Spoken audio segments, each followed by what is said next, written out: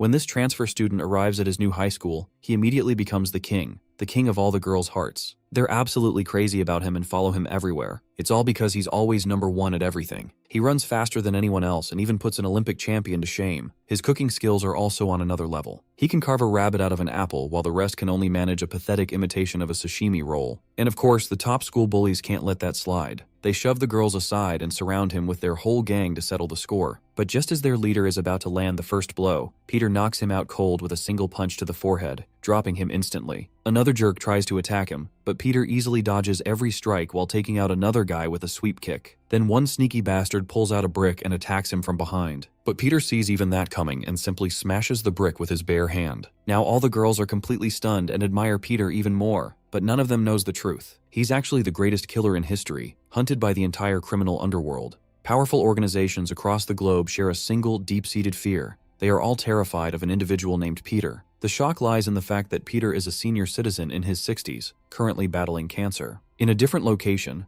our hero, who's wearing a mask, systematically dismantles a group of gang members. If he had just followed the rules, he would have remained history's most legendary killer. Due to his reckless actions, thousands of people are hunting him down. Now all the money he earned over decades of hard work is destined to be lost. Insanely tragic how the very gang he devoted his life to has turned against him. Despite being watched by 1,000 eyes, having thousands of killers trying to chase him down, Peter is still alive and kicking. As he removes his mask, we finally get to know the secret to his survival. Our hero has reverted back to his younger self. 3 months earlier, an elderly Peter tends to a dilapidated library while listening to a phone call. The caller expresses concern that he is missing medical appointments and failing to take his medication, noting that the protagonist has only 3 months to live. Peter reflects that he is not afraid of death since he has lived a life of constant risk. Having served his organization for 50 years without regret, our boy feels he lived a fulfilling life, though he realizes he never even took a picture of himself. A beautiful young woman enters the library seeking middle school textbooks. Peter welcomes her and explains that he keeps stock ranging from 1960 to modern editions. When she mentions she is buying them for a younger sibling, the protagonist correctly deduces from her uniform and name tag that she is a third-year high school student. Surprised by his knowledge, she asks how he knows so much, and he tells her he is familiar with everything in the neighborhood. As he hands her a stack of books, she mentions she cannot afford them. To help her, Peter breaks the covers, technically making them used items. When she tries to stop him, he notes that her eyes reveal how much she cares for her sibling. He advises her to be kind to her loved ones while she has the chance, as that is the only way to live without regrets. When she asks if he has any, the protagonist admits he does, suddenly recalling his daughter crying and the reasons he entered such a brutal profession. He tells her it is not too late to turn back, right as she leaps onto the table with a knife, intent on killing him. Peter offers to let her go if she tells him everything. Confused as to how he predicted the attack, she learns he knew she was lying since he recognizes every student in the area, and the school she claimed to attend has not been open for 2 years. He adds that her perfume could not mask the scent of her blade, a smell he knows well from a lifetime of bloodshed. Realizing he has been toying with her, she tries to strike but hesitates, sensing that she is the one in danger. Scaring her with a fierce look, Peter gives her the books, noting that he believes her about having a sibling. He realizes she is from the same orphanage he was raised in, and that the organization is still using the same methods. He explains that if she fails this mission, she will become the target. Multiple goons enter the library and open fire. Peter realizes the girl is being held hostage and cannot act freely, especially as he is weakened by his cancer. A goon punches him, mocking the idea that a legend is being brought down by an illness. Their leader, codenamed Octoman, explains that his boss is nervous about the protagonist and that a bounty of $7.6 million,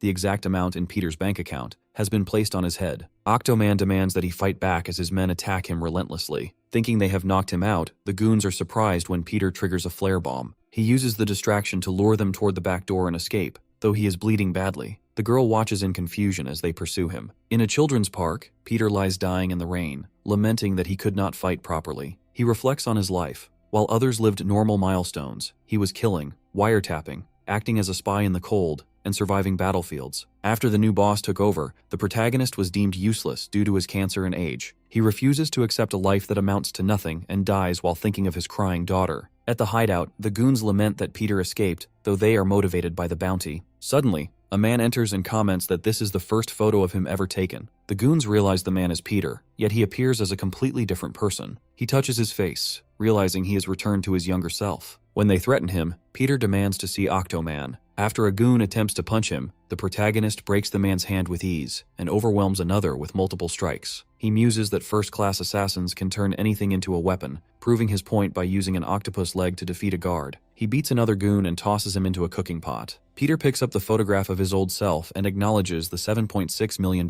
bounty. Realizing this picture is the only proof of his former identity, he lights a cigarette and burns it. The old Peter is dead, and as he looks forward, he is ready to return to action. Inside a moving car, Octoman reflects on the failure to capture Peter. He knows that an official bounty announcement is coming soon and realizes they must act quickly. The man sitting beside him dismisses the urgency, claiming that Peter's cancer should have already claimed his life. However, Octoman insists that as their senior, the protagonist should at least leave his vast wealth behind for them before passing away. Back at the hideout, Peter opens the final door and realizes that Octoman has already escaped. He calls him lucky before moving on. Shortly after, Peter enters a public restroom, where bystanders are stunned by his appearance, mistaking him for a model due to his surprisingly handsome and youthful face. As he looks into the mirror, he confirms that his body has fully reverted to its prime. His gunshot wound is gone, and the chronic pain from his cancer is entirely erased. He realizes this is not a dream but reality. While the cause of this transformation remains unknown, he quickly concludes that the organization will never be able to recognize him in this new form,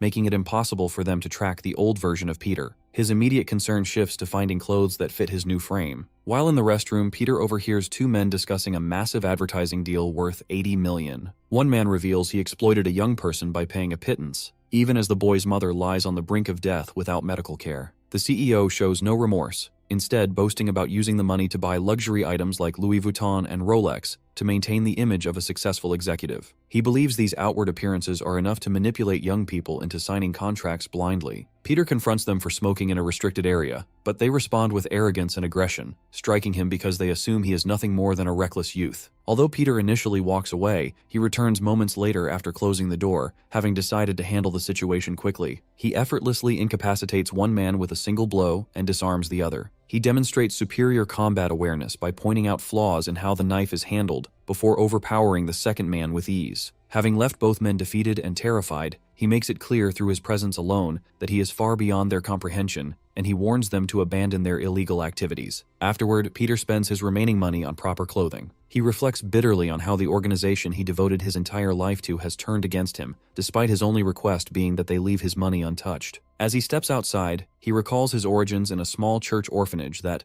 over the course of 50 years, evolved into the Glory Club, a massive global crime syndicate influencing politics and finance worldwide. This realization fills him with anger, and he decides that he will personally bring the organization to an end. Elsewhere, in a grim storage facility filled with butchered animals, a man confronts Octoman, questioning why he arrived alone. Octoman dismisses him as insignificant compared to legends like Peter. This provokes the man into criticizing the Glory Club for becoming arrogant and overdependent on the protagonist's legacy, warning that such confidence will lead to their downfall. Octoman shows no interest in the lecture and prepares to end the conversation, but the man reveals he has prepared an ambush, summoning several heavily built fighters from a top-tier private military company. Within moments, he effortlessly overwhelms them. Octoman demonstrates his strength as a rank B+ combatant specializing in full-body contortion and elite grappling skills, leaving the man terrified and helpless as he crushes his resistance. Returning to the hideout, Octoman inspects the aftermath of Peter's earlier encounter. He notices destroyed security systems and the absence of weapons, leading him to conclude that the protagonist himself was responsible. He struggles to understand how the old man not only survived, but returned with enough strength to dismantle his forces. Upon discovering that one of his key subordinates has been killed, his urgency intensifies. He reminds the girl present that the bounty on Peter will soon be announced, and orders her to report anything related to him immediately. Although she remembers how the protagonist once spared her life, she ultimately submits to the command of her boss. Soon after, an unexpected visitor casually enters the base of Octoman and sits down as if he belongs there. The butler questions how the intruder managed to get inside, but it is revealed that the visitor came unannounced with a personal matter to settle regarding a debt tied to the massive bounty on the head of the protagonist. This immediately puts Octoman on alert. He orders the area secured and begins analyzing the situation. He is unable to identify the young man or link him to any known faction within the Glory Club,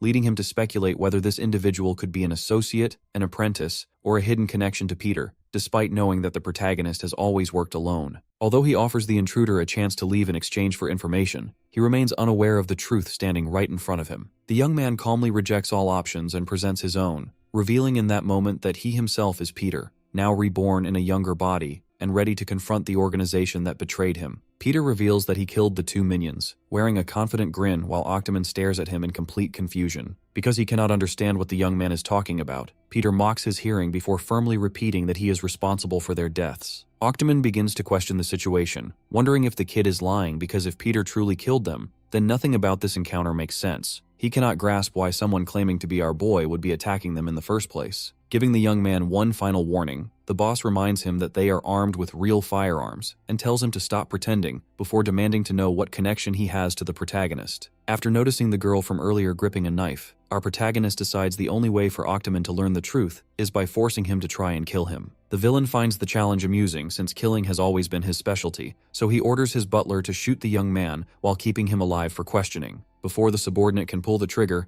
Peter flicks a chopstick through the man's neck with incredible precision, striking a fatal point and dropping him instantly. The girl is left speechless after witnessing such a flawless attack, realizing that although our boy appears to be around her age, nobody within the Glory Club possesses skills anywhere close to his level. She has never encountered anyone this talented anywhere in the world. Octomon admits the trick was impressive and wonders which organization the young man belongs to, as someone with such ability should not remain unknown. He offers Peter a place within his organization, but the offer is merely a distraction as he pulls out a gun and begins firing. Peter reacts instantly by diving behind a nearby table. The boss smiles, believing the young man's lack of experience is showing. He assumes the kid thinks a wooden table can stop real bullets and sees a perfect opportunity to pressure him into revealing everything he knows about our boy. He even considers recruiting him, as such a talented killer would be more useful alive than dead. As he prepares to continue shooting, Octomon notices that nobody is hiding behind the table. The liquid splattered across it is not blood but chili oil. He searches the room, yet Peter is nowhere to be found, as if he has disappeared like a ghost. Looking upward, the villain spots the protagonist hanging from a ceiling railing. Before he can react, Peter spits spicy oil directly into his eyes, blinding him, and knocks the gun from his hand. Our boy's speed is so overwhelming that the guy cannot perceive the attacks before his neck is effortlessly snapped, sending him crashing to the floor. As he struggles to understand what happened, Octomon realizes he has never encountered anyone this terrifying, especially someone so young. His thoughts drift back to his childhood when his ruthless teacher taught him that every fighter must develop a final trump card because an enemy stronger than himself would eventually appear. The only way to overcome such an opponent would be to wait patiently until they lowered their guard before disrupting their momentum. Motivated by those teachings, the boss created a unique combat technique and became increasingly dangerous under his mentor's brutal guidance. Above all, the master warned him that the most dangerous mistake a fighter could make was turning his back on an enemy while believing the battle was already won. After mastering that technique as a child, Octomon was convinced he would never be defeated. Returning to the present, he opens his eyes, grabs Peter's leg, and wraps his body around him to choke him to death, reminding himself that he has survived in this profession for decades. Certain that the protagonist could never comprehend the battles he has endured, he prepares to finish the fight. However, Peter effortlessly escapes his grip and begins overwhelming him with relentless attacks. Confused, the villain notices something is wrong and looks down to discover he is not holding our boy, but the lifeless body of his own butler. His vision had been so impaired by the oil that he failed to distinguish the two. At that moment, Octomon accepts that after decades as a killer, he recognizes when death is inevitable. He concludes this mysterious young man may rival the 12 apostles or even surpass them. Desperate to survive, Octomon attempts to negotiate by grabbing the girl and offering her to Peter, treating her like a business transaction despite her resistance. The protagonist appears to accept, allowing the villain to believe he has escaped. Relieved, the boss hands over the girl and begins leaving the hideout, planning to uncover our boy's identity to take revenge later. Just as he turns his back, Peter calmly reminds him of the final lesson his teacher once taught him. Octomon freezes as the protagonist explains that the moment someone shows their back to an enemy while believing victory is secured is the exact moment they become as good as dead. Hearing those words, the guy realizes the terrifying truth that the teacher who trained him all those years ago was Peter himself. Before he can react, the protagonist reminds him that nobody who has seen the real Peter has lived to tell the story, then launches forward to kill the villain in a single strike. Elsewhere on a rooftop, a subordinate confirms Octomon is dead and reports that every security camera in the hideout was destroyed, leaving investigators with no clues. Nearby, a man balancing in a one-handed handstand struggles to understand how an old man who had been shot could recover in a day and eliminate 4 killers without leaving evidence. Landing on his feet, he notes that Peter now carries a bounty of $7.6 million,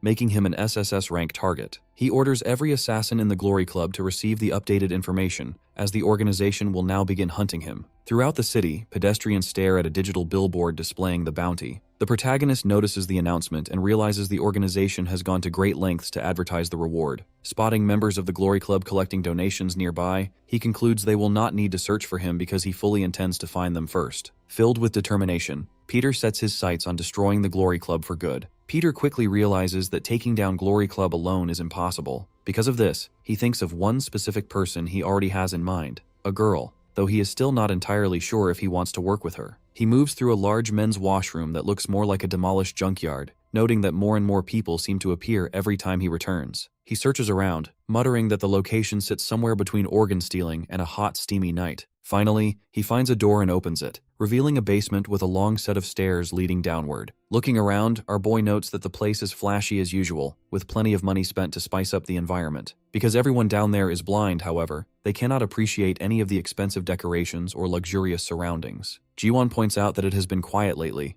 but adds that she is handling some corpse cleanup today. In her mind, she figures our protagonist is a young man with no smell of alcohol on him, meaning he is not one of the outside villains, but she also knows he cannot be a simple petty thief. That is because she can smell the distinct scent of a killer's blood coming from him. Realizing the danger, she abruptly asks if Glory sent him, and immediately attacks with a stick, pushing him backward. Calling him a little rat, she notes that he is pretty quick and warns him to watch his step before throwing the stick right at him. Our hero thinks about the expensive workplace and wonders what is going on. At the same time, he cannot help wondering how a blind person can fight like that, ultimately realizing she is probably faking her blindness. Our boy swiftly slams her hand down, honestly admitting that he is a little surprised because he did not expect Glory to employ someone this skilled in this day and age. He confesses that she actually got him a little spooked, but then notes that she is too soft, believing she feels hesitant about killing someone with a disability. Even so, he knows this confrontation can only end when one of them dies. Desperate, she calls out to her dog, Alexander, ordering him to bite the intruder. Instead of attacking, the pet walks right up to Peter and lets him pet it, leaving the woman completely shocked and surprised.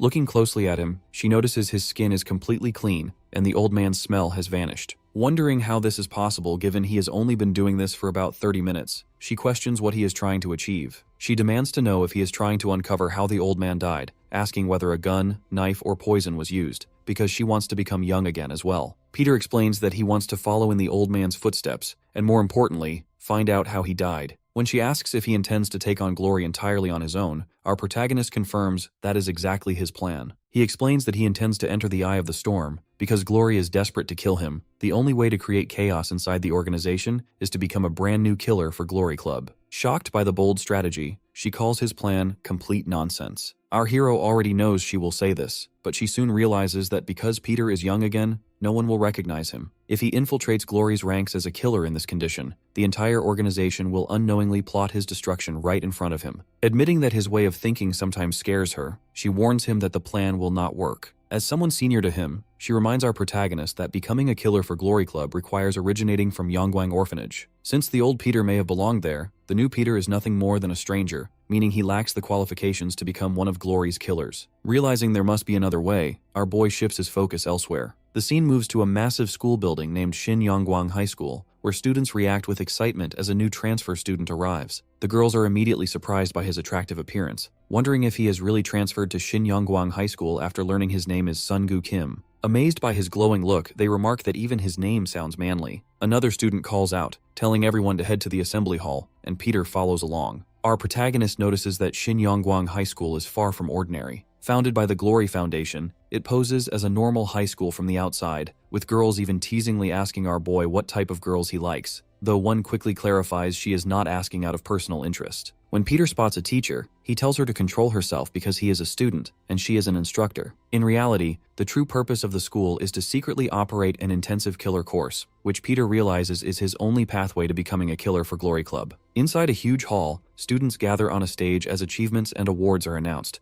including a girl who won 14 national dance competitions. Interrupting the proceedings, Peter recalls what he was told earlier about the killer class only accepting orphanage students, prompting him to ask if there is any other way to enter. He learns there is a rare exception, provided a candidate stands out enough to be accepted. Deciding to take that exact chance, our hero walks right onto the stage and taps the microphone. Introducing himself as the new transfer student, Sungu Kim, he announces that his only hobby and specialty is fighting, and then boldly reveals that he is a killer. The entire crowd reacts in shock, wondering who this kid could possibly be, and immediately starts thinking about scouting him themselves. Peter introduces himself by proclaiming he is a killer at hitting the books and wishes everyone a great school year, causing everyone to laugh at the joke while some students admire his confidence. A group of big guys pushes people aside to approach him, and one of them notes his plan worked while greeting him as the killer boy and asking if he was flirting with his Yejin. Peter expresses confusion, leading the bully to explain that this creates a perfect scene, and introducing himself as Yisul Jiang, who has been faithful to his girlfriend for 22 days as Shin Yongguang's most dramatic lovebirds, before accusing the protagonist of stealing her. A girl echoes he stole her man, and Yisul promises the new student will pay,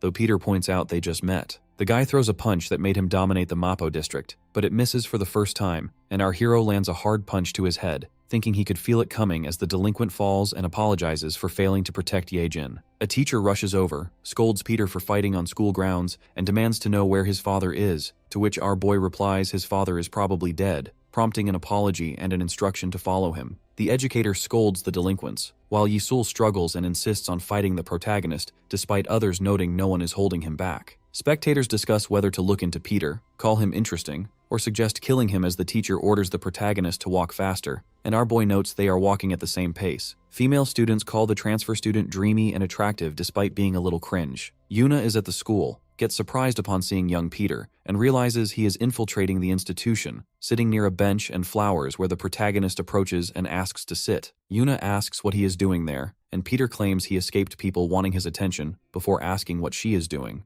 though she questions if his plate is full and he tells her to shut up. The protagonist brings up a past memory involving a flashback where young Peter showed her a picture asking if she wants to live and survive by identifying the old Peter as the man who killed Octomon as her ticket to survival, asking why she is still after him if he kept his promise. Yuna notes that Glory organized close monitoring around her because of him and asks if he knows how difficult things are, while the protagonist remarks there is no getting through to her and that surviving and eating burgers is the least she could do after he let her live. The young woman argues her mercy caused trouble, and Peter replies she does not understand the cruel crew and awful place this is, or who he truly is, asking what she can accomplish as an outsider as she picks up her plate to leave. The protagonist asks her to help him because he needs all the help he can get and believes she has joined his side, telling her he will be in touch and shocking her by calling her by name before disappearing. The Shenyang High School Sports Festival begins, featuring track star Jonathan, who holds the 400-meter record but retires his title because the new transfer student is unbelievably fast, leaving a losing competitor being comforted by a peer while girls gather around Peter with excitement. The protagonist passes a vision test with a board showing numbers 4 and 8, revealing 20/20 vision that shocks onlookers who wonder if he is an alien. During an advanced fruit-cutting class, a kitchen scene unfolds where the instructor announces the lesson.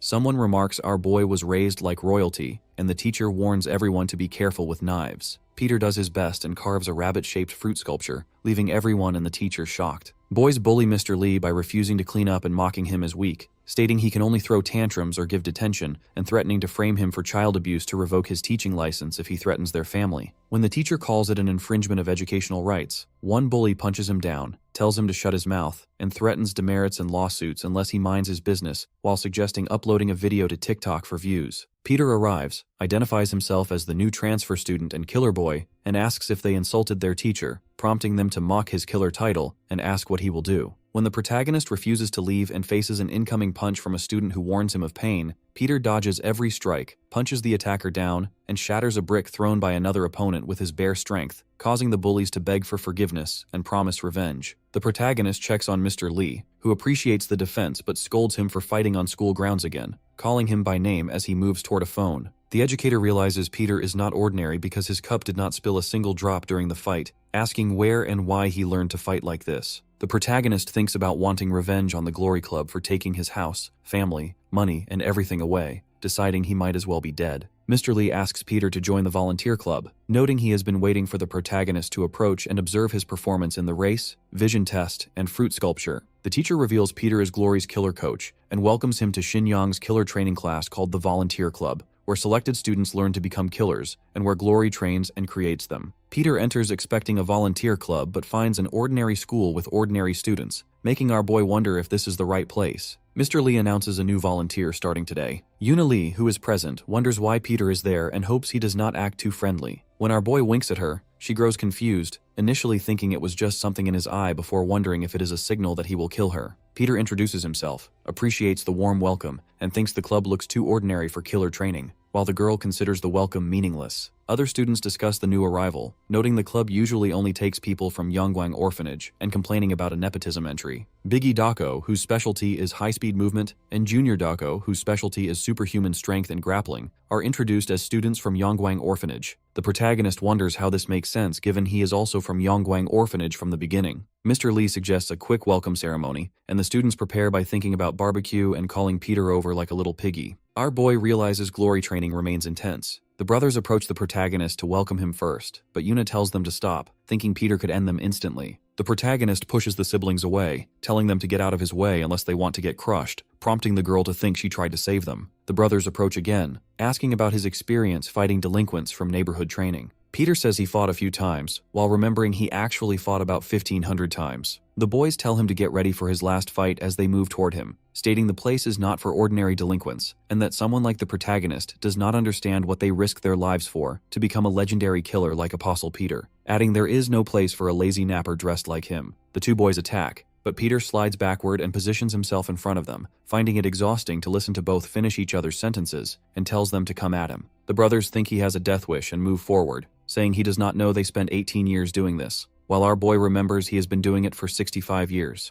The siblings strike again, and someone tells them to go easy, to which they reply they only used half their strength. The other students clap, saying the new kid could not land a hit and ran away out of fear, making it nothing. Peter passes through a narrow lane, and Yuna calls out from behind, asking if he thinks he is better than the others as a volunteer club member. The protagonist says he has no idea what she means, but she insists she cannot fool him because she watched the whole time, remembering how every punch the boys threw missed, while Peter did not even clench his fist. The protagonist says he always does his best, but she calls him a liar and offers proof, noting he has not shed a single drop of sweat unlike the two fools. She pins Peter against the wall, asking what his plan is, and what he is hiding since sneaking into the school and hiding his true strength is suspicious. The protagonist asks if she really wants to know, and when she tells him to just answer, he slips, sits on the ground, and says they will take a rain check because it is time for lunch. Yuna watches him leave and notes that it is midnight. The scene shifts to a bus driver holding a cup of tea, thinking the sun always shines after a storm because he received a customer who booked the entire bus for about 743 million KRW,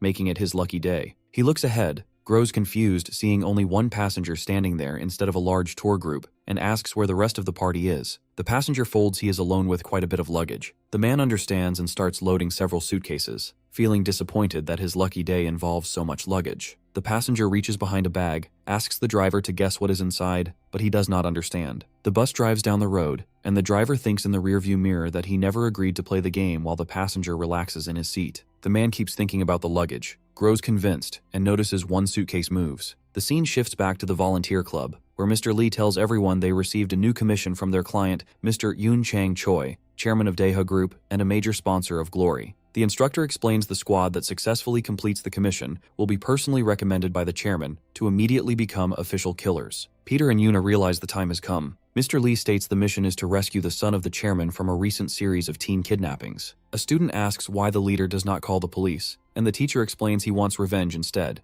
telling them all they need to do is rescue the son. The students discuss whether to accept, pointing out it normally takes 2 more years to become official killers, and that completing this mission skips that step, though some feel bad about it and question why such an important mission goes to them instead of experienced killers. Mr. Lee tells those students they can stay behind. The brothers step forward to participate, noting they have additional teammates tagging along, specifically the nepotism entries and weaklings. Yuna raises her hand to go, and the protagonist volunteers as well. She tells Peter to stop copying, but our boy explains his hand was up the whole time. Yuna reminds him the commission is for volunteer club members, and the protagonist replies he is a member even through nepotism. Everyone announces they are ready, and the mission site is revealed to be an amusement park. Upon entering the amusement park, the Dako brothers grow confused by the carnival attractions and the people wearing sparkling outfits, with Junior wondering why they wear swimsuits outside, and Biggie admitting he does not understand. Yuna tells them to stop staring as she thinks about Mr. Lee briefing them that Chairman Choi's son was kidnapped there. Meanwhile, 2 girls approach Peter to ask for his phone number and if he uses TikTok, leaving our boy confused by the sudden attention.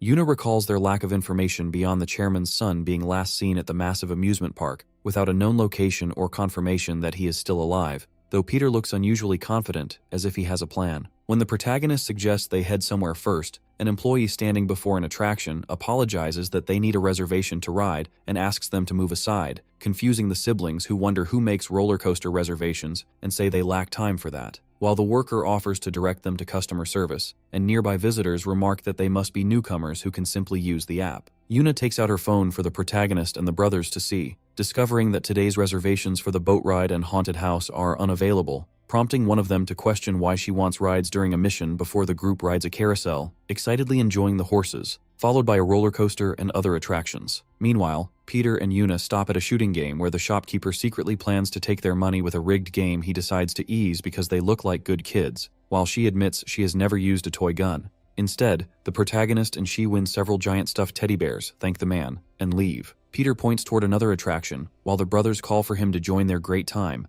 leading the protagonist to watch and think it is likely their first amusement park visit and childhood experience like his own, hoping they enjoy it fully before any chance ends. Later, Yuna sits alone under a shady tree eating a lollipop, checking her phone, and realizing the others forgot the mission because they are not ordinary children playing around, when the AirPods of Yoon Choi appear on her tracking app signal pointing to the women's restroom, making her wonder if someone picked them up or shares the name, and though she considers backup, she investigates alone. Inside the normal-looking restroom, the signal comes from a girl, so Yuna smiles to avoid looking suspicious and politely asks about the AirPods, which frightens the stranger into calling her boyfriend and claiming she tried to grab her from behind, shocking the investigator who did nothing of the sort as the man confronts her about messing with his girlfriend, though the girl tells him to stop because Yuna only wanted to apologize, but he insists on teaching the intruder a lesson first. Meanwhile, Biggie asks if anyone has seen Yuna. Junior assumes she is stuffing her face, and Peter has not seen her either while believing she can handle herself. Back to Yuna with a lollipop in her mouth fighting the boyfriend, she jumps onto a bench, exchanges punches, and nearly pushes her lollipop stick toward her ear before stopping herself upon realizing she got ahead of herself, calmly asking the frightened girl where she got the AirPods,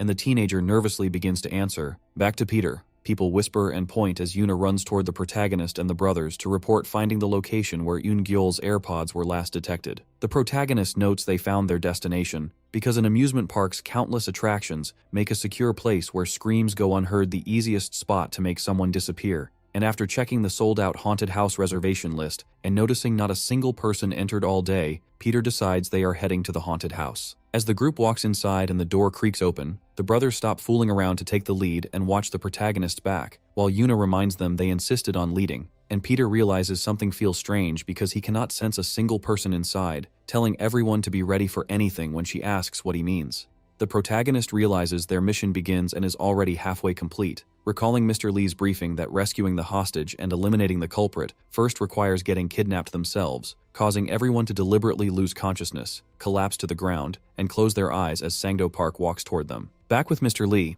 a rushing student urgently asks where the kids are, and the mentor immediately realizes something is wrong, orders the student to contact them, and when calls go unanswered, explains that the mission is not simple because they are dealing with the villain. The shocked student learns from Mr. Lee that Sangdo Park was once talented enough to be one of Glory's killers, before Glory failed to control and expelled him. And though the caller insists their classmates are capable from training, the mentor states the student does not understand the kidnapper's capabilities near nearby suitcases where Peter, Yuna, and the others lie unconscious beside Sangdo Park. The mysterious man who previously rented the entire bus, who explains he used chloroform to knock them out and notes that, unlike in movies, people inhaling chloroform pass out with wide-open mouths. Cutting back to the student looking in shock at Mr. Lee and demanding they stop the criminal immediately, the mentor places his prosthetic leg on the table as the student insists there is no time to waste in saving the students, suddenly realizing Sangdo Park has already captured them and fearing he will cut off their legs as well. Yuna slowly opens her eyes and realizes that Sangdo has already caught them. As she vibrates with an incoming call from Mr. Lee, the kidnapper picks it up and answers. Mr. Lee warns him that if he touches his students, he will make him pay. The man mocks the teacher, noting that it has been a long time since they last met. He asks if that is really how a senior should speak to a junior and taunts him, asking if he is afraid he will cut off the student's legs, just like he cut off his. This sends Mr. Lee into a rage. The kidnapper suggests a game, challenging him to guess how many of the student's legs will remain intact by the time he arrives. He promises that if he guesses correctly, Chairman Choi's son will be released, but he warns that the consequences will be different if the guess is wrong. As the students watch, Yuna wonders why Mr. Lee sounds so frightened. He demands to know where the kidnapper is hiding, and upon hearing him call out to her, one of the Dako brothers remarks that because she and Peter are weaker, the man is bound to target them first. He tells Mr. Lee to hurry because the fun is about to begin. Meanwhile, Yuna notices Peter lying beside her with his mouth open and cannot believe he is actually sleeping. Having no other choice, she removes her sock and pokes his face with her toes to wake him. Peter immediately asks what she is doing, revealing he was never asleep. Yuna quickly claims she was trying to wake him, to which the protagonist asks if she really intended to do so with the smell of her feet. Yuna tells Peter to follow her and uses the skills she learned during training to free herself. The protagonist watches her, and when she expresses surprise at how he freed himself, Peter explains that he stayed ready in case the kidnapper tried anything dangerous. Yuna warns him that this is not an ordinary kidnapping, as the man previously had ties to glory. The protagonist says he already knows this, and asks if she enjoys gambling, leaving her confused. By then, Yuna's restraints are undone, and she and Peter move forward just as the Dako brothers arrive. One of the brothers tells the kidnapper that he has a lot of guts for an office worker and warns him to give up if he does not want to die, as they have a mission to complete and want to finish things quickly. When they demand to know the location of Chairman Choi's son, the man praises their confidence and proposes a new game. He tells them that if they win, he will do whatever they ask and release the chairman's son, but if they lose, each of them must forfeit a leg. Mr. Lee, driving toward the amusement park as fast as he can, desperately hopes they do not accept the challenge. The Dako brothers admit they initially underestimated the kidnapper, but now realize he has a dangerous side. They confidently declare he will never walk again, tear off their shirts, and prepare to fight. The man throws knives toward them, insisting that games are only fun when they are fair. The brothers warn him that he will regret it because they are highly skilled with blades. As the fight begins, Biggie finds it easier than expected, noticing they are using the same type of knives. He believes the man is slower and that the advantage will shift to him as the fight continues. However, he suddenly feels something is strange. He realizes the knife he is holding has no sharp edge. The kidnapper responds with a creepy smile, saying the blade does not need to be sharp.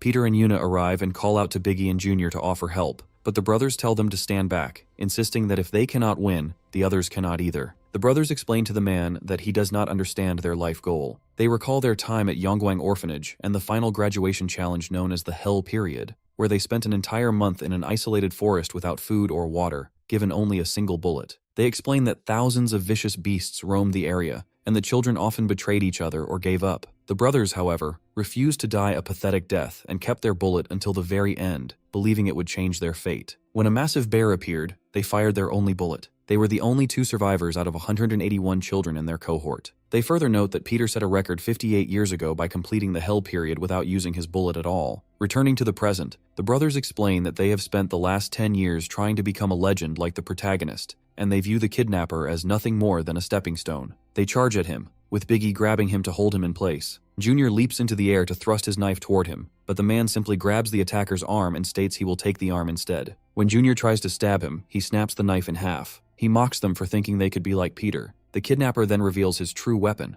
a heavy Nepalese kukri, explaining that he has trained with it his entire life and that it is thicker and faster than a normal knife, making it the perfect tool for a killer. A caption identifies him as Sangdo Park, a former glory killer with an A-rank rating. The brothers struggle to comprehend how he wields such a heavy weapon effortlessly. He rushes them, strikes them repeatedly, and sends them flying. Realizing the man is a monster, they urgently tell Peter and Yuna to run. The kidnapper tells Yuna to calm down, noting that since they are just kids, he has not killed them yet, though he insists on finishing their game. He raises his kukri to cut off their legs. As Mr. Lee continues driving and pleads for him to stop, Yuna shouts in horror, realizing he intends to go through with the mutilation. The man gives Peter and Yuna a creepy smile and suggests they play a game. Peter tells him to double the stakes, offering both of his legs, one arm, or even his head. Impressed by the protagonist's resolve, the kidnapper agrees. He throws a knife toward Peter to ensure the game is fair. When Yuna warns him that he cannot fight with that sword, the protagonist points to a large plate and declares that it is all he needs. Sangdo laughs and mocks Peter, claiming the metal tray is a pathetic choice for defense and joking that the sight of it nearly makes him cry from laughter. Despite this, he warns our protagonist that he will not go easy on him just because he is young. The attacker charges forward with his kukri, launching a series of stabs at Peter. Our protagonist deflects the strikes by using the tray as a shield. He sarcastically praises Peter's creativity, assuming the tray is nothing more than a defensive tool. He challenges the protagonist to guess how many slashes the tray can withstand, confidently believing that a single strike will be enough to shatter it. Meanwhile, Mr. Lee continues driving toward the amusement park while wondering about the situation unfolding. He is determined not to let history repeat itself or allow the killer to take everything away from him again.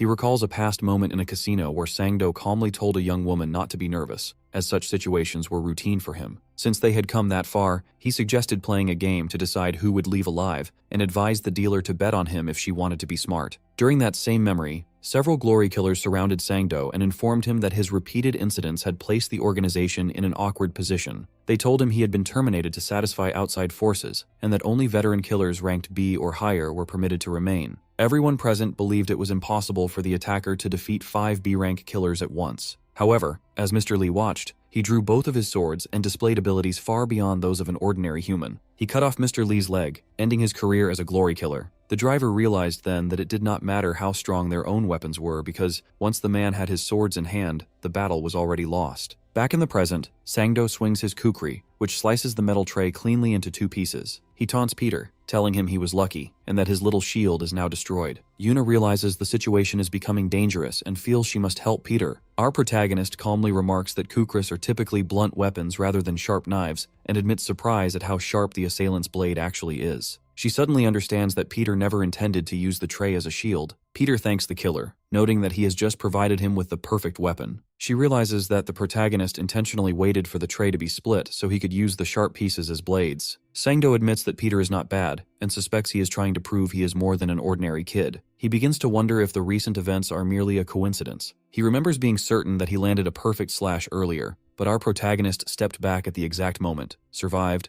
and had the tray split perfectly. Concluding that it cannot be a coincidence, the attacker warns Peter that his tricks will not work on him. He decides to test whether the boy's actions are planned or lucky and attacks again. He is convinced he finally landed a clean hit and felt the blade cut through flesh, but when he looks again, he realizes he only sliced through a pillow. Sangdo is stunned to find that Peter has already slipped behind him. He realizes that if he had not blocked with his hand, our protagonist would have sliced open his neck without hesitation. He also understands that the broken tray cannot cut through thick clothing or defend against his weapon, which is why Peter targeted his exposed neck. As he struggles to keep up with the protagonist's movements, the killer wonders if the boy is even human. The fight continues as Peter keeps dodging and counterattacking. Yuna watches closely, noting that the assailant's kukri is heavy enough to cause death with a single direct hit, yet the weight makes him slower than our protagonist. She realizes that if the battle continues long enough, Peter is bound to win. Sangdo suddenly changes his style, claiming the right equipment is needed to catch his prey, and reveals hidden blades sliding out from inside his kukris. By abandoning the extra weight of the main weapons, he becomes much faster. Yuna notices that the fight has changed, though she finds it strange that the attacker is swinging blades that are normally meant for stabbing. He charges and yells for Peter to die, but as he thrusts a blade forward, it suddenly slips from his hand. The killer is stunned, and our protagonist calmly asks if he can no longer feel his hands. Sangdo realizes the truth.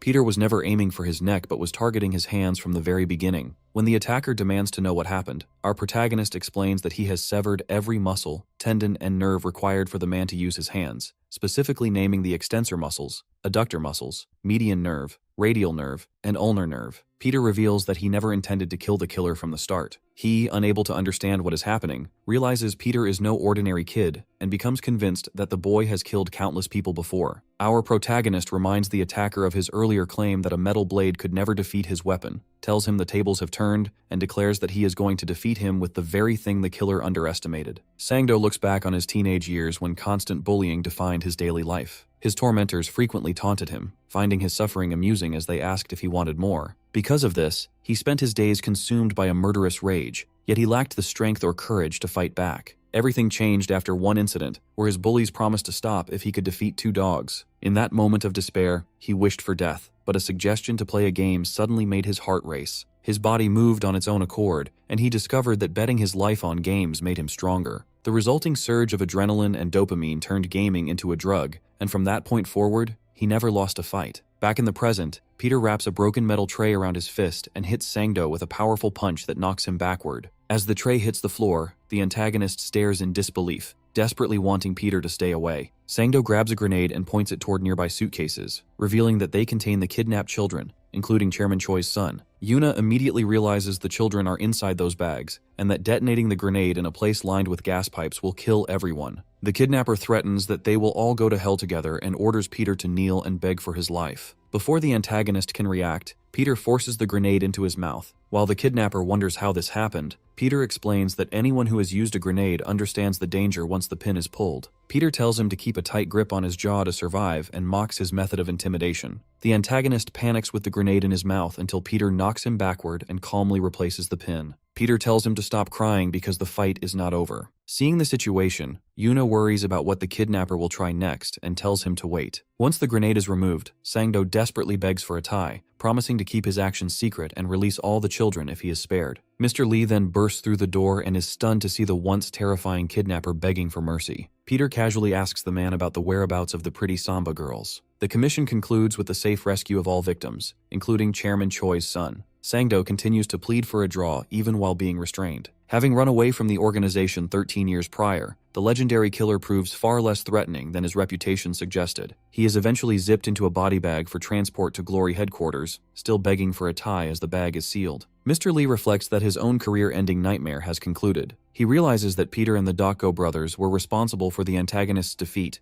and decides not to dwell on the lingering questions about the fight. Before leaving, Peter reminds Yuna to cover up with a blanket to avoid catching a cold. After completing the commission, the Dako brothers officially become killers, though they are disappointed to receive only D-rank cards given that Sangdo was at least an A-rank or S-rank target. As an elevator descends, they grow nervous about their destination, fearing they might be killed. When the doors open, they are met by several tall, muscular women. They attempt to close the doors and pretend to be the wrong people, but one woman steps forward and explains she has been waiting for them. The brothers quickly change their demeanor and accept the welcome. The woman leads them inside, noting the chairman's interest in them due to their role in rescuing the Deha group's successor. They are treated to a feast in a luxurious dining room, where the woman explains that the chairman has ordered staff to cater to their every need. They are also given custom-tailored suits. The brothers feel proud, boasting that Peter and Yuna are lucky to be there with them. When the woman mentions the biggest gift is in the next room, they find a vast collection of high-quality rifles and munitions. The chairman allows them to take whatever they need. The brothers decline the guns at first, but then decide to select a few rifles. Yuna notices high-value Damascus knives, but declines to take one, feeling she did not contribute enough to the battle. Peter surprises everyone by choosing only a fountain pen. The woman and the others are baffled by his choice, assuming a younger man would want more impressive equipment. Peter simply notes that he is familiar with such weapons. Shortly after, the woman receives word that the chairman wants a private meeting with Peter. The brothers complain about being excluded, but the woman explains the invitation is for Peter alone. In the elevator, the woman compliments the choice of the pen.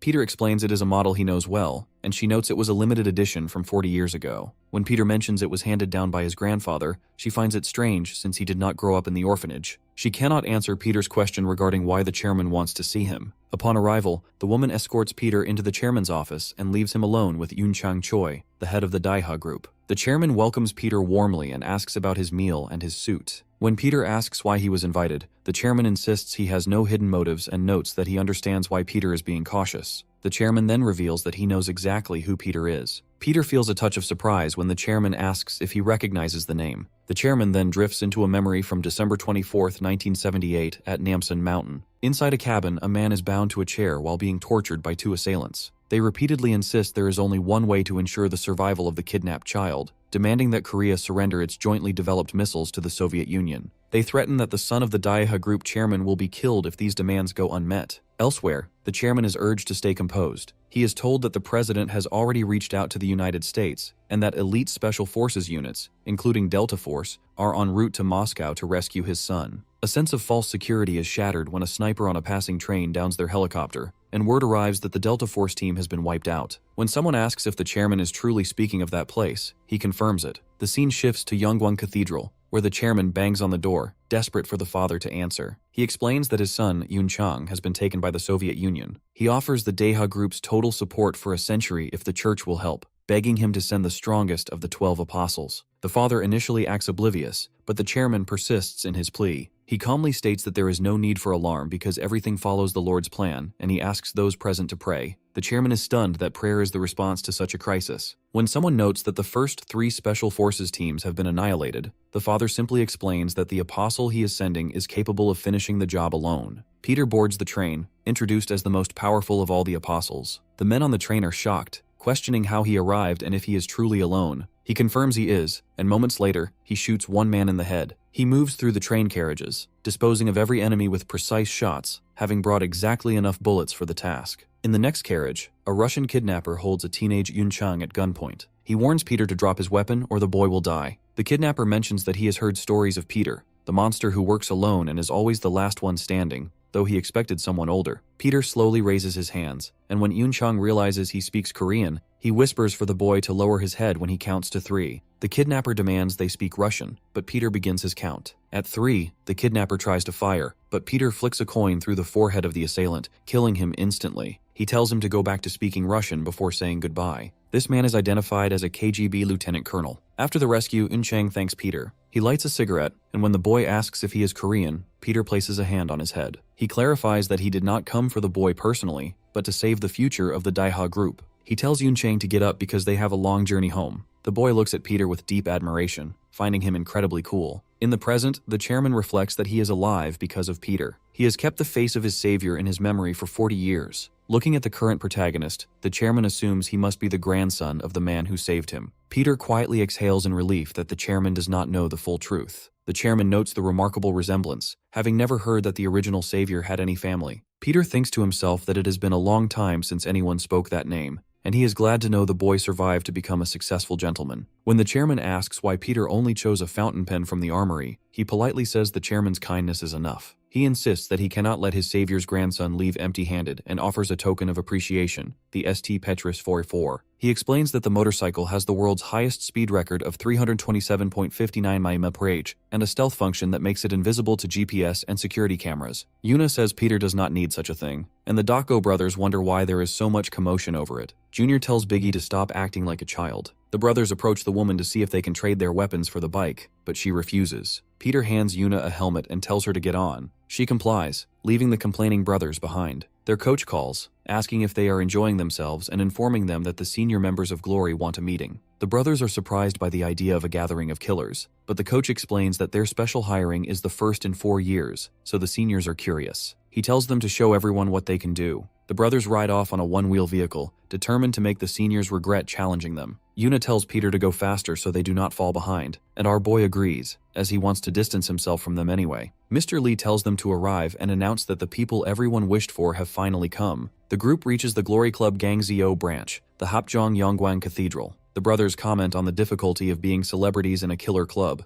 assuming their S-rank status makes them the center of attention. Peter asks Yuna if she is ready, feeling a mix of hope and concern as he sees the others acting too excited. Inside, people sit in prayer. Glory killers receive their assignments, known as revolutions, based on their rank. After praying for a safe journey, they are handed their mission and a rank badge. Yuna and Peter watch this process. Biggie tells Junior that their assignment is likely a promotion mission to reach S rank, but when they read the paper, it only says, "Fight, fight." They are confused, and a bystander notes that newcomers usually do not receive missions. Biggie tries to act confident, but the father interrupts, calling them newcomers. He explains that they do offer a cup of secret blood to new arrivals. The brothers are impressed by his smile, thinking it is their chance to get on his good side. Instead, the father pours the cup over them, smiles, and welcomes the D-rank deadbeats. Our protagonist greets the group, noting he has been waiting for their arrival. He remarks that many people fail to fear true pain until they experience it themselves, and he assumes these newcomers are no different. As he speaks, the surrounding killers begin to voice their warnings. They declare that rank is the only thing that matters, cautioning the Dako brothers against expecting special treatment just because they are older. They mock the boys for their arrogance as B-rank killers, reminding them that in this world, there are no rules. They label the brothers as pathetic little brats who are completely unaware of their low standing in the hierarchy. In response, Biggie and Junior confidently assert that they were born to reach the top. They tell their rivals to remember that they are the next S-rank apostles. The father finds this level of talkativeness unacceptable for B-rank killers and declares that playtime is officially over. The other killers are genuinely surprised by the brothers' audacity, wondering if they are truly just kids, given their willingness to challenge a senior. As the father advances toward them, Yuna observes that the boys have grown significantly more confident. She notes that they seem even stronger than during their previous fight with Sangdo Park. The father, too, finds the situation strange, wondering where the fearful version of these two has gone. Suddenly, Biggie moves with incredible speed, appearing behind the man and grabbing him. Shocked, the father wonders how the boy managed to close the distance so quickly. Biggie calls out to Junior, who immediately charges forward with both fists. Simultaneously, the brother maneuvers to grab the father's legs from below. Recalling that the boys dream of becoming like him,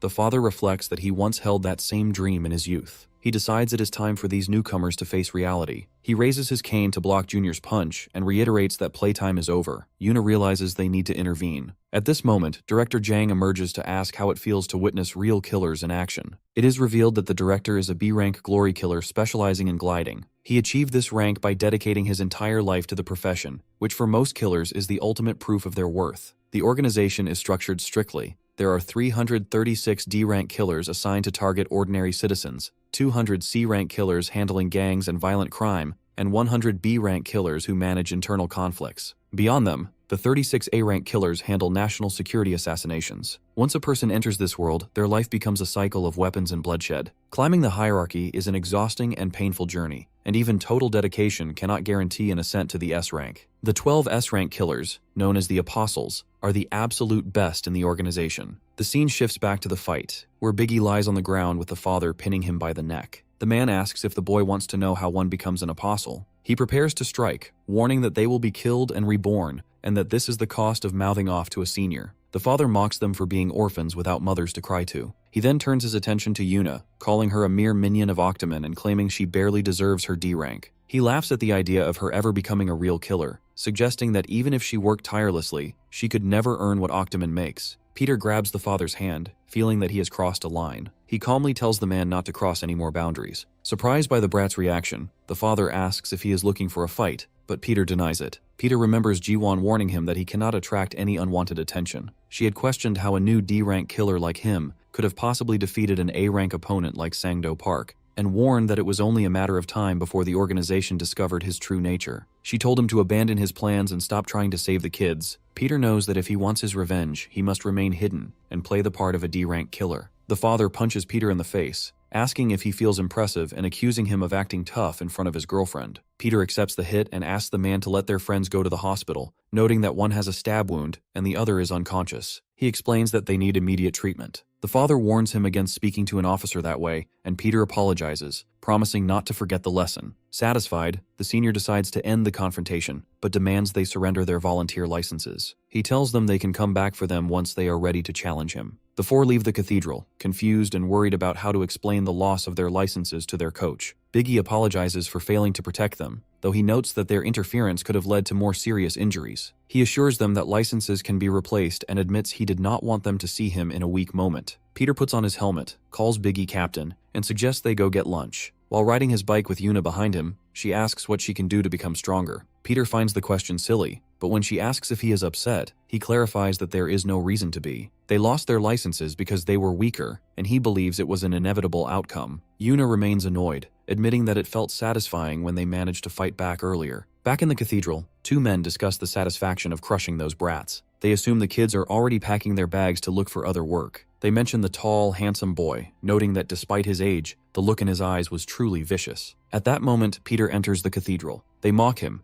asking if he has returned for another beating or to repent. Peter simply sits on a bench to pray. They continue to taunt him about his earlier defiance, warning him that he will soon understand how frightening the world can be. Peter remains calm and tells them that is exactly why he is there. He informs them that tonight, for the first and last time, they will meet an S-rank killer and witness what an apostle can truly do. One of the two men mocks Peter, questioning what an upstart like him could possibly achieve. Having spent 14 years in the business, the man claims he has never seen anyone like our boy and decides it is time to teach him a lesson. He orders Mr. Jung to give Peter a proper beating and send him away. Mr. Jung pauses, looking closely at Peter. He notes that the boy is merely a high schooler and a D-rank nobody whose name he cannot even recall. Peter stands completely still, appearing entirely defenseless with no weapon other than a small rosary. Despite this, the assailant senses that something is wrong. The look in the protagonist's eyes is not that of an ordinary D-rank kid. While the others wonder why the senior is spacing out and if he has been intimidated, he tries to convince himself that our boy is just an ill-mannered kid with a piercing gaze and that his instincts are playing tricks on him. Mr. Jung explains the unspoken rule of the killer world, which grants a senior the right to execute a junior found conspiring against them. He tells Peter that he will throw a book, and the protagonist will instinctively block it with his arm.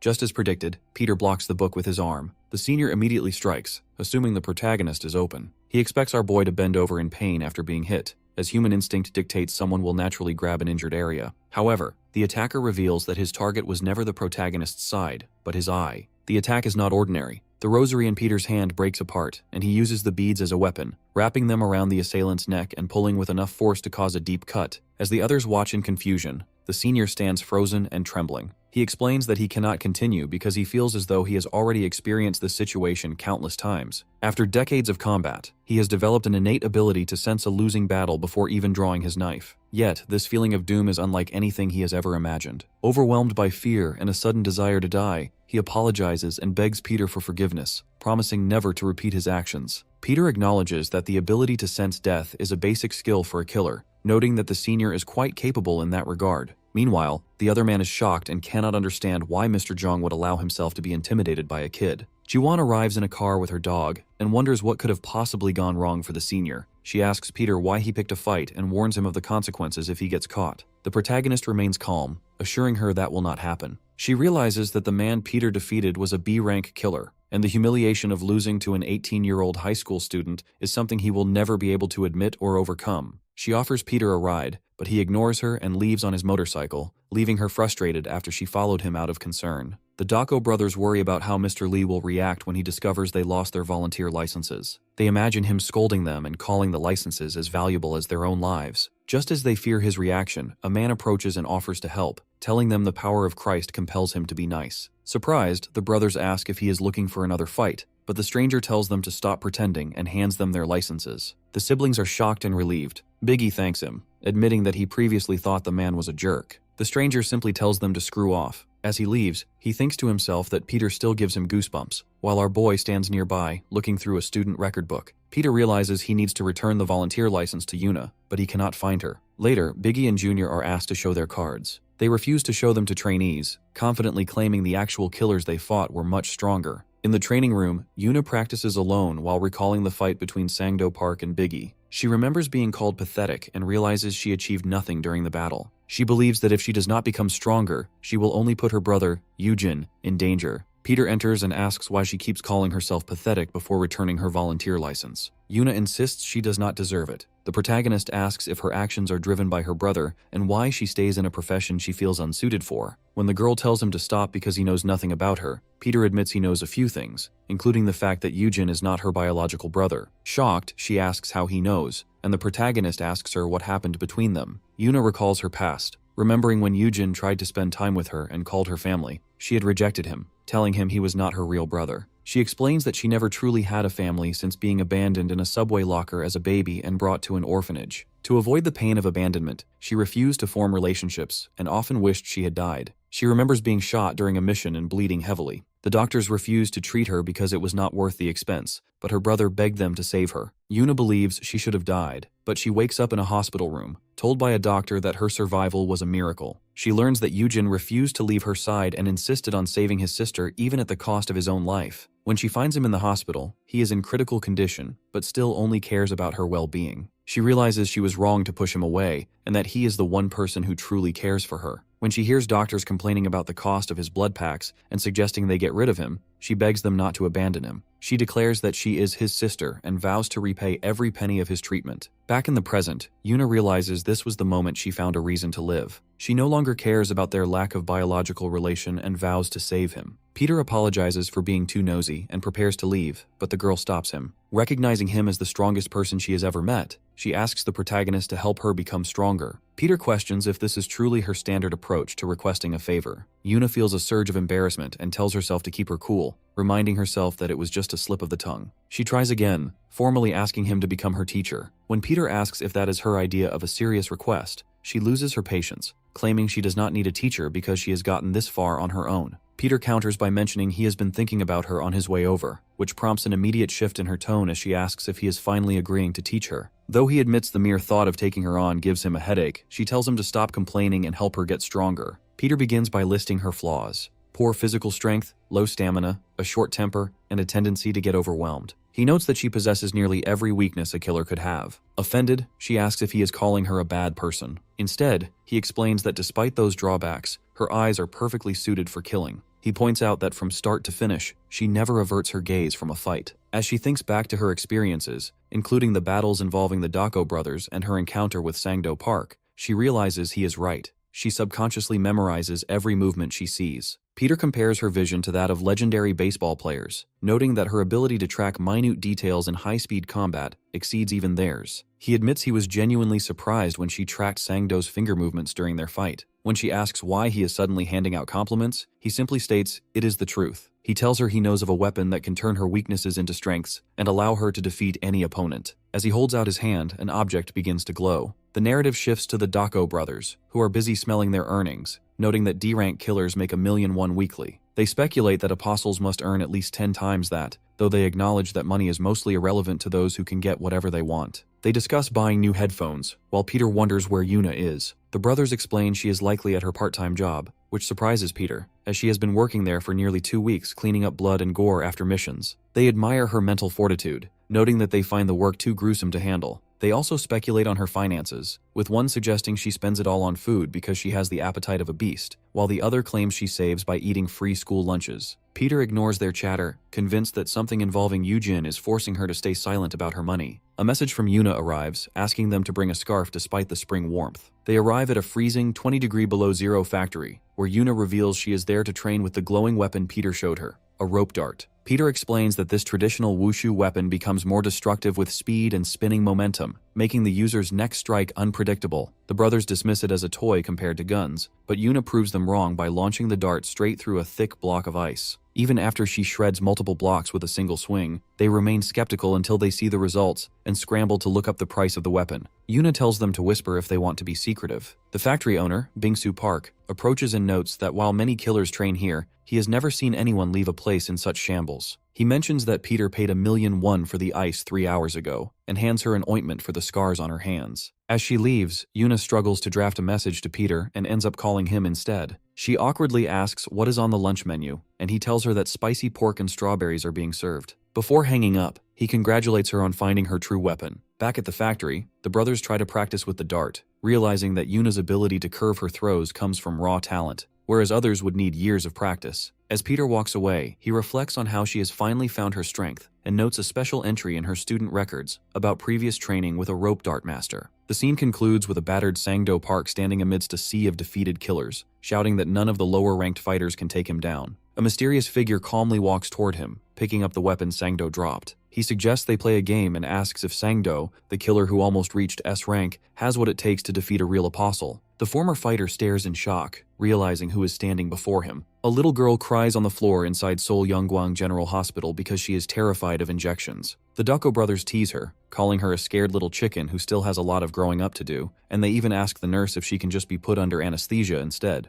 Yuna calls them morons for the suggestion. As the nurse begins drawing blood, the siblings are surprised by the sheer amount required and wonder why so much is necessary. Peter learns that every newly appointed glory killer must undergo a complete physical examination at this facility. As the new killers move through a variety of medical tests, the nurse asks Peter for his birth year, and he provides his answer. While he is worried about all of the examinations, he is particularly concerned about the blood test. He understands the reason the organization collects this sample. He remembers that the test exists to place a leash on every killer. Although Peter is now young again, his fingerprints and DNA remain unchanged. The Glory organization uses these biometrics to track down anyone who betrays them. As the nurse ties a tourniquet around his arm, Peter realizes that the DNA in the organization's database will perfectly match his current profile. He concludes that his true identity will be exposed sooner or later. Back at her home, Jiwon angrily scolds him for willingly showing up to a blood test after already provoking a group of B-rank killers. She sarcastically remarks that he might as well just advertise his true identity as Peter. Surprisingly, the protagonist suggests that advertising himself is not a bad idea. She becomes even more frustrated, telling him she feels like killing him herself, but Peter insists that he already has a plan to avoid exposure. He casually reveals that his strategy is to blow up the hospital. Jiwon immediately smacks him, telling him to come to his senses. Peter complains about the pain, but she argues that his new youth has gone to his head,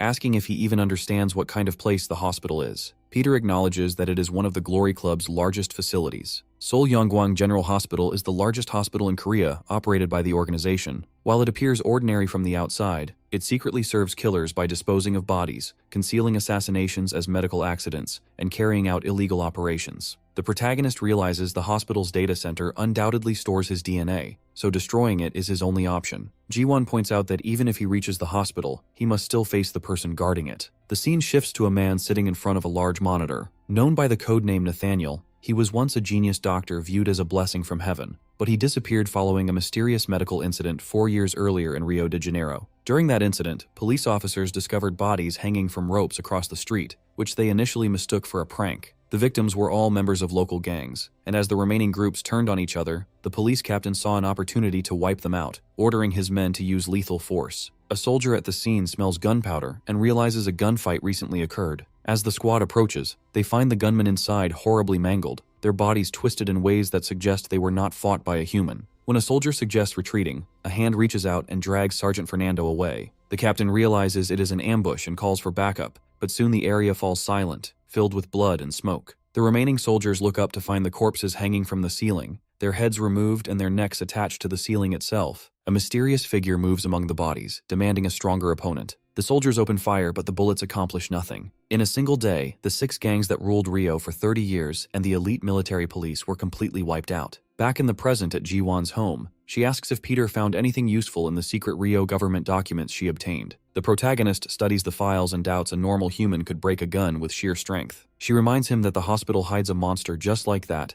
and she suggests a sneakier approach than a head-on attack. Peter notes that she has helped him figure out a way to enter the hospital. After she complains that her efforts are being wasted, the protagonist assures her he has another idea that requires her assistance. The scene moves to a road with a large billboard, where Peter decides he just needs a quick greeting card. The billboard is hacked to announce that the protagonist is coming to visit Nathaniel. Inside a car, a white-haired man watches the billboard and explains to Ji-won that he hacked the Glory server to post the message. He worries that she is putting her life in danger with such a reckless prank, but she replies that Peter has never failed a mission in 50 years. At the hospital, killers gossip about the advertisement, shocked that Peter might be alive and that someone hacked headquarters to display the message. Groups of D-rank killers are dispatched to capture him, though many complain they are too weak for the task. They notice a group of famous killers from Brazil, including Agent Funerario, the Undertaker of Rio. They whisper that it is rare to see an A-rank killer, let alone Nathaniel, and realize they might witness a battle between 2 apostles. Most believe the doctor will win because the protagonist is nearly 70 and rumored to have cancer, though the Dako brothers loudly declare that he will be the victor. Other killers scold them for cheering for their target,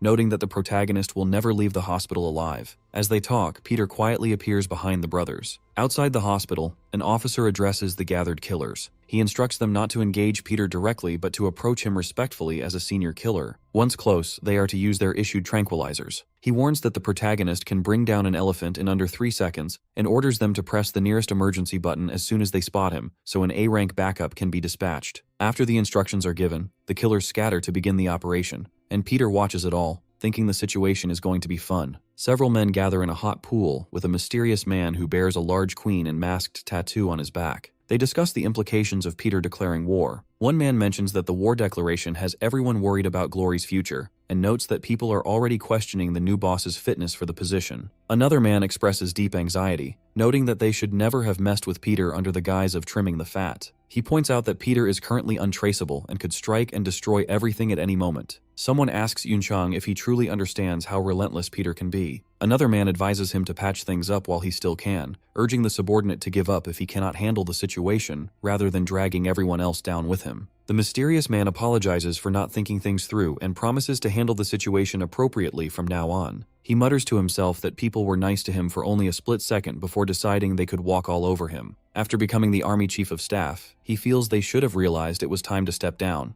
and he dismisses them as decrepit vermin. Privately, he thinks about how he is waiting for Peter, viewing the upcoming conflict as his masterpiece against his father's, and wonders who will survive. The scene shifts to Seoul Yongguang General Hospital. Peter twists a man's neck to adjust it, and the patient relaxes in relief, praising our boy for being so skilled despite his youth. Peter humbly calls it a regular day on the job, noting that he usually uses those techniques for other purposes. He then asks the man if he knows a doctor named Hyun-il Na. When the patient denies knowing anyone by that name, Peter walks through the corridor, realizing that the doctor has likely abandoned his identity and gone into hiding. He concludes that the imposter must be hiding somewhere in the hospital, and that it is now a race to find the other first. The Dako brothers approach Peter and tell him it is time to go. Peter notices they are usually pushing patients with neck casts in wheelchairs, and when one brother calls him picky, Peter asks about Yuna. Biggie explains that she has joined the mission. Although Peter points out that Yuna is only ranked 335, the older man notes that Peter is ranked 336 but has become their associate, making him their right-hand man. After searching the lobby, the siblings tell Peter he did a good job and instruct him to call immediately if he sees anything suspicious, promising to protect him since they believe he is not a strong fighter. Suddenly, Biggie spreads his arms and claims he has found Peter. He compares a man walking past to an old photograph and wonders if it is really him, though Peter disagrees. The brothers stop the elderly man and ask if he is the hero they are seeking. The man replies that he was indeed a hero during the Vietnam War. The siblings insist he cannot stay there and attempt to escort him out quietly. When the man protests, one brother asks if he needs a syringe. A nurse approaches Peter, and when our boy asks her to clarify, she tells him not to worry because the old man has already had his blood test. Peter realizes the hunt for him is officially underway. Throughout the hospital, nurses begin telling patients they need blood tests for physical examinations. The Dago brothers continue trying to force the elderly man out while he struggles. Yuna suddenly bumps into Biggie, who angrily questions her presence since she is only ranked 335 and should not be allowed inside. She claims her younger brother is there and runs away. Biggie assumes she was just overwhelmed, while Jiwon tells Peter via a hidden earpiece that there is no time to worry about his junior. Jiwon asks if he has found Nathaniel, noting his earlier search did not yield much. Peter replies that he is still thinking about it. He realizes he needs to remain undercover to lure the target out. A large muscular man named Rodrigo, a B-rank killer from Undertaker, appears and warns the Glory members that he will kill anyone who fails their job.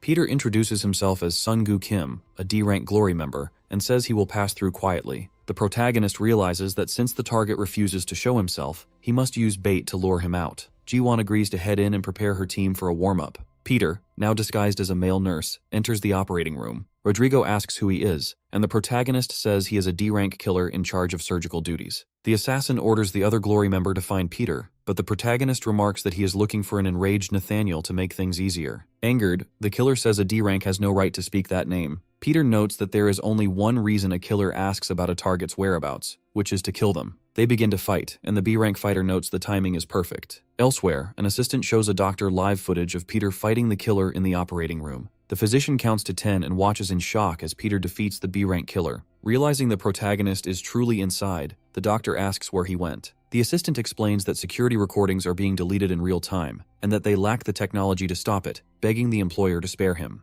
The scene shifts to Sangdo Park, who is submerged in a large solution-filled chamber. He is thrilled that Peter is finally in the building. The doctor stands before the prisoner and points to other chambers containing people like Grace, Carter, Xavier, and Robert, noting they are all waiting for Peter. The medic proudly remarks that they have finally trapped him, mentioning that Mr. Kim stated everything was perfect, down to the last detail. Peter talks to Jiwon, noting that now that he has killed Nathaniel's pet, the hunter is bound to reveal himself. She agrees, noting that Nathaniel must be furious. Peter decides to wait and ambush the man. He finds Yuna eating and asks why she is there. When she tries to leave, he makes her sit down. He mentions he accidentally ordered too much chicken and wants her to help him pass the time. Yuna eventually eats, but the conversation turns serious when Peter asks why she is at the hospital. She explains that the old man she has a connection to was shot protecting her. Peter shows her a picture of Nathaniel on his phone and tells her not to lie about recognizing him. Yuna reveals that the man in the photo is not the real Nathaniel. Before she can explain further, a voice calls out to her. Nathaniel, dressed as a doctor and identified as the general manager of the hospital, asks why she is walking around without security. Peter realizes that the villain has finally revealed himself. Nathaniel approaches Yuna and asks her to identify the young man standing nearby while keeping his eyes fixed on Peter. She immediately anticipates that an encounter between these two will only result in violence. The protagonist politely introduces himself as a D-rank killer, explaining that he has been dispatched for this mission and never expected to meet such a prestigious figure in person. Our boy promises to do his best to ensure that Nathaniel is well served and requests that the doctor leave his care to him. Nathaniel turns back to Yuna, instructing her to come to his office once their rounds are complete and promising to send someone to escort her. As Nathaniel walks away, Peter watches him and realizes that the man is clearly no ordinary killer. In the corridor, an assistant approaches the doctor to report that a teacher at Shin Yongwang High School claims the young man who fought Sangdo Park was simply lucky and not a cause for concern. Nathaniel insists that he will determine that for himself and asks for the requested profile. The assistant nervously hands over the file but fumbles and drops it, apologizing for his clumsy fingers. Nathaniel offers a quiet response. Suddenly, Nathaniel recalls shaking the protagonist's hand earlier. He remembers the introduction and notices a memory of an unusual twitch in our boy's hand. He asks his assistant for the D-rank killer's name, and the staff member confirms that the young man with Yuna is named Sungu Kim. Nathaniel remarks that he intends to keep Peter close because the boy would make an excellent sample. Consequently, our boy is assigned to join the doctor's entourage. Later, Peter speaks with Jiwon over the phone.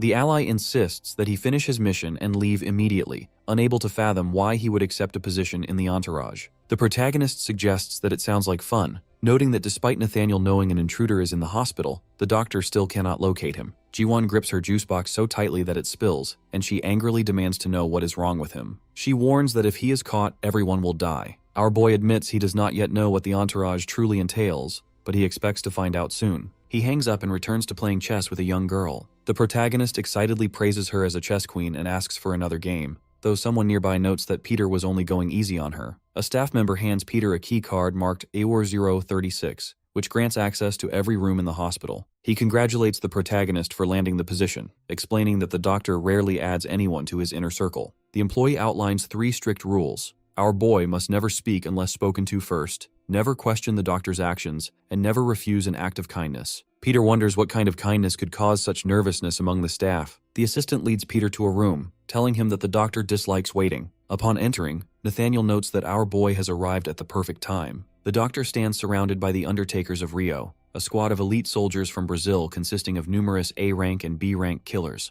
These mercenaries are devoted entirely to bloodshed, hold no loyalty to the Glory organization, and serve Nathaniel without question. The doctor asks for an update on the search for Peter. His assistant confirms that all hospital entrances are sealed. An announcement echoes throughout the building, claiming a virus sample has leaked and ordering everyone into quarantine. The aide explains that they have collected DNA from every elderly person in the hospital to identify our boy, and estimates the testing will take 48 hours. He concludes that because the protagonist cannot escape, he is cornered and his capture is inevitable. Peter listens silently, realizing that while the logic is sound, defeating Nathaniel will be more difficult than he anticipated. The group continues rounds, stopping beside a young male patient. Nathaniel gently encourages the boy, promising that if he goes through with the treatment, they will be able to play soccer and return to school together. The doctor instructs the nurse to focus on the radial nerve rather than further surgery, as the patient's body cannot handle more, and asks Dr. Young to assist. Peter wonders if he is being tested, as they have done nothing but routine rounds so far. Nathaniel suddenly asks if our boy is disappointed by the lack of action, or if he is waiting to see the doctor's true side.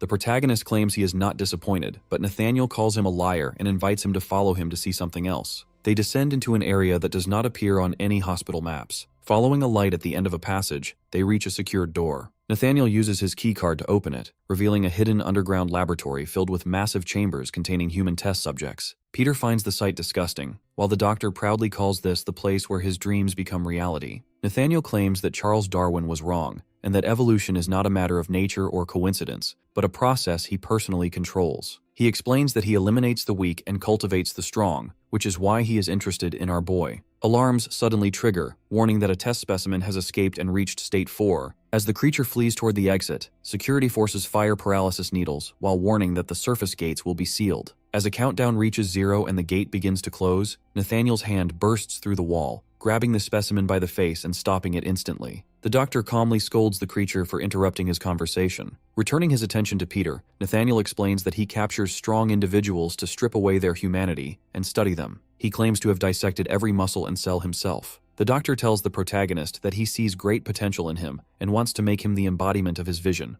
offering to help him grow into an A-rank killer or perhaps even as strong as an apostle. Peter recognizes that Nathaniel possesses terrifying, unnatural strength capable of shattering stone with a bare fist. Later, Peter speaks with Ji-won again. The ally is shocked that Nathaniel could sense someone behind a wall and react with such precision, and she urges our boy to run. The protagonist refuses, now more determined than ever to uncover the source of the doctor's power. Since 48 hours have passed and the DNA results should be in the office, Peter plans to use his keycard to break in and switch the test results. Despite Ji-won's warnings that he will be caught, our boy is confident in his calculations. He notes that he has exactly 4 minutes and 30 seconds to locate and replace the files. Elsewhere, Nathaniel asks his assistant about the DNA results. The aide reports that after comparing every elderly patient's sample, none matched Peter's DNA. The doctor finds this interesting and briefly considers if the protagonist is hiding in the ceiling before dismissing the thought. He begins to suspect that our boy no longer looks like his known profile. Nathaniel returns to his office to find Peter waiting inside. He stands behind the man and demands to know why a mere D-rank killer is occupying an apostle's private space. Peter immediately assesses the situation,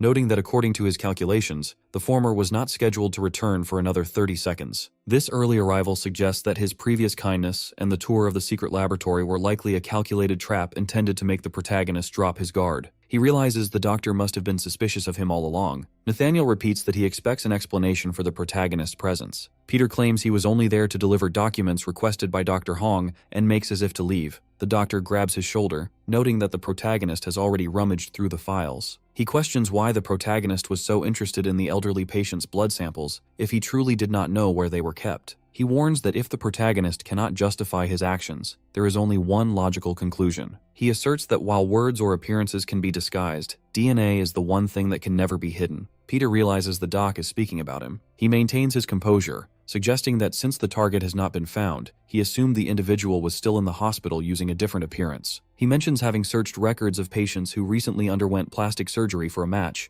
then offers to conduct another search. Recognizing that the guy is onto him, the protagonist decides to use that suspicion to his advantage. He bows his head, sincerely apologizing for overstepping his boundaries in his desperate attempt to track down his target. Nathaniel notices something on the protagonist's face and orders him to wipe it off. He expresses satisfaction that the protagonist is taking the mission seriously, though he reminds him to uphold the dignity of the Glory organization. He dismisses the protagonist, who thanks him and exits the room. Once alone, he examines an old photograph of the protagonist. He realizes the face in the image was authentic and not a mask. Frustrated, he crushes the photo, convinced that the man he just spoke with is not the Apostle Peter he is looking for. He recalls his past, specifically an underground fighting arena described as a lawless coliseum. He remembers confronting the reigning champion, a Mexican fighter known as the Slasher who was famous for his lethal kicks. The doctor approached him and, after mocking the fighter's reputation, severed his leg. He recounts similar encounters with the world's strongest fighters, including a man famous for his powerful fists, whose arm he tore off, and an entire gang he massacred. The scene returns to the gory display of headless bodies hanging from the ceiling. The doctor reflects on how he traveled the globe to find and personally defeat the strongest beings alive. He recalls a victim, held by the throat, warning him that he could never be the strongest as long as the protagonist existed. The doctor had coldly replied that every kill was merely a step toward his true goal. Before he could extract information about the protagonist's identity and location,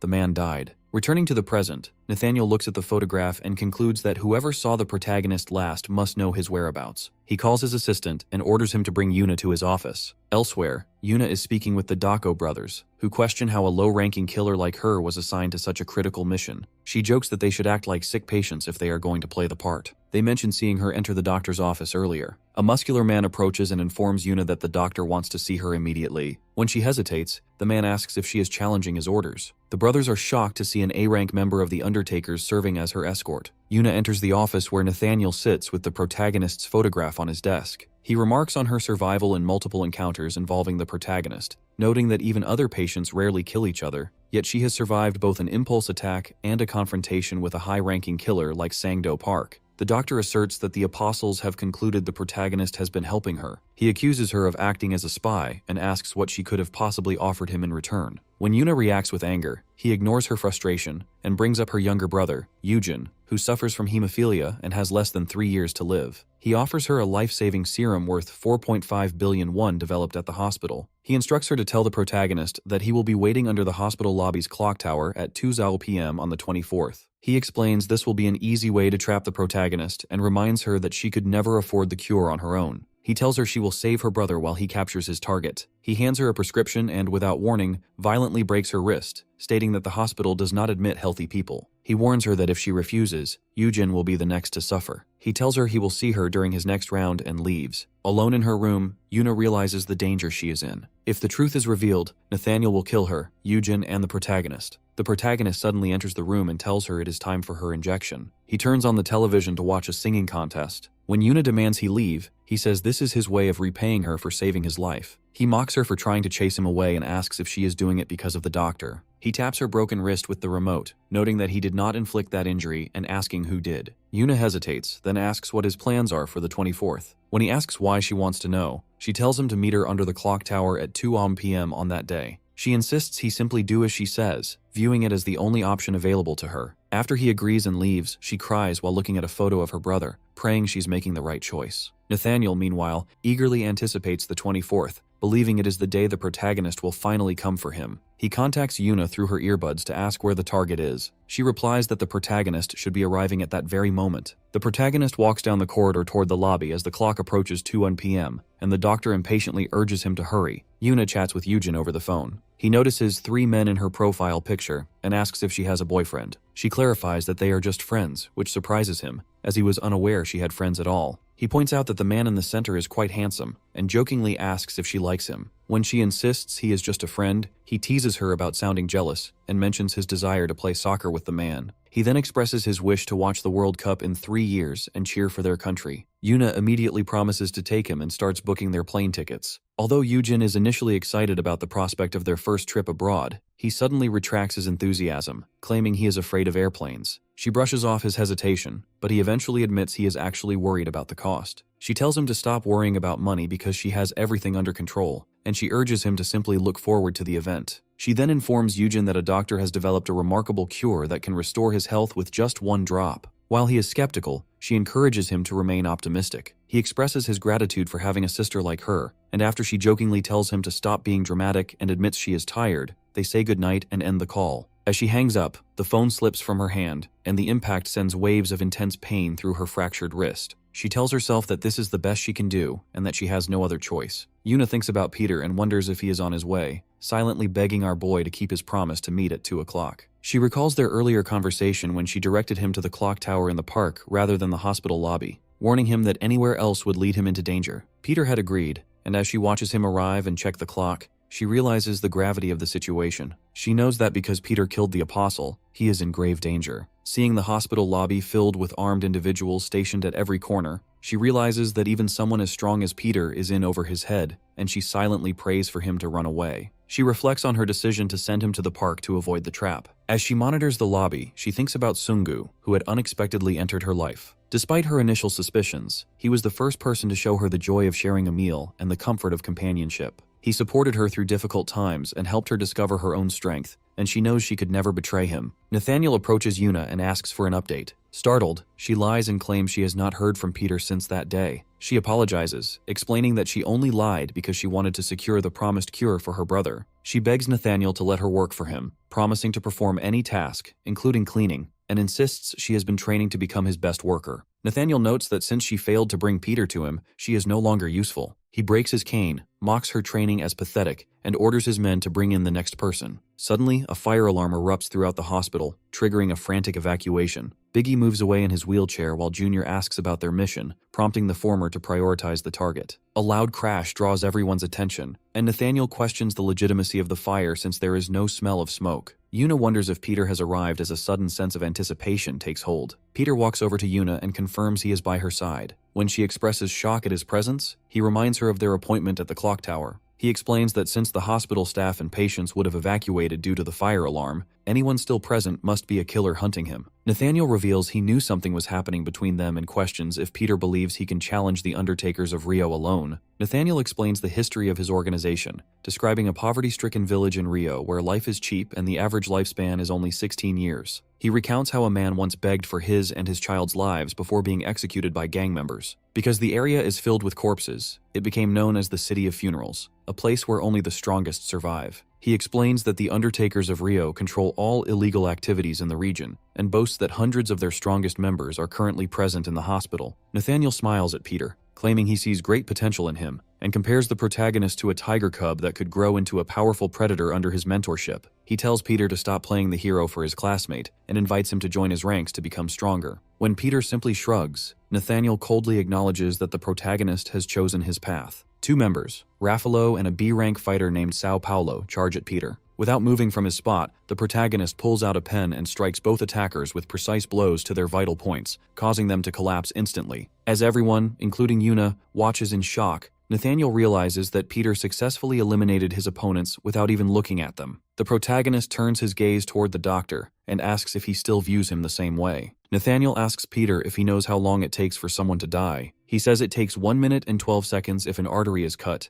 40 seconds if a vein is cut, and 12 seconds if the carotid artery is severed. He then says that, on average, it takes about a minute to kill someone. Since Peter is up against 100 killers, Nathaniel wonders if he will be able to survive for 100 minutes. The gang closes in on Peter. One of them says that he has been dying for this moment. Another says that the country is far too peaceful. Another says that he finally feels alive again. One of them shouts for the little brat to come on. As 2 of the gang members rush forward, Peter takes them down instantly. The others continue advancing without hesitation. One of them says that they will never forget the sacrifice of their brothers, and that the little boy is not taking them down. Another yells for everyone to charge. Yuna becomes worried. She thinks that Peter is in serious danger. They have him cornered, yet they do not even flinch after seeing their comrades die. They show no sign of slowing down. One of the gang members asks why the little boy looks so scared. He says they have all grown up together since they were born. Another says the doctor lived a comfortable life, so he would never understand them. Another says they have seen death around them every single day. Peter dodges their attacks with ease. Nathaniel remarks that Peter is quite good at dodging.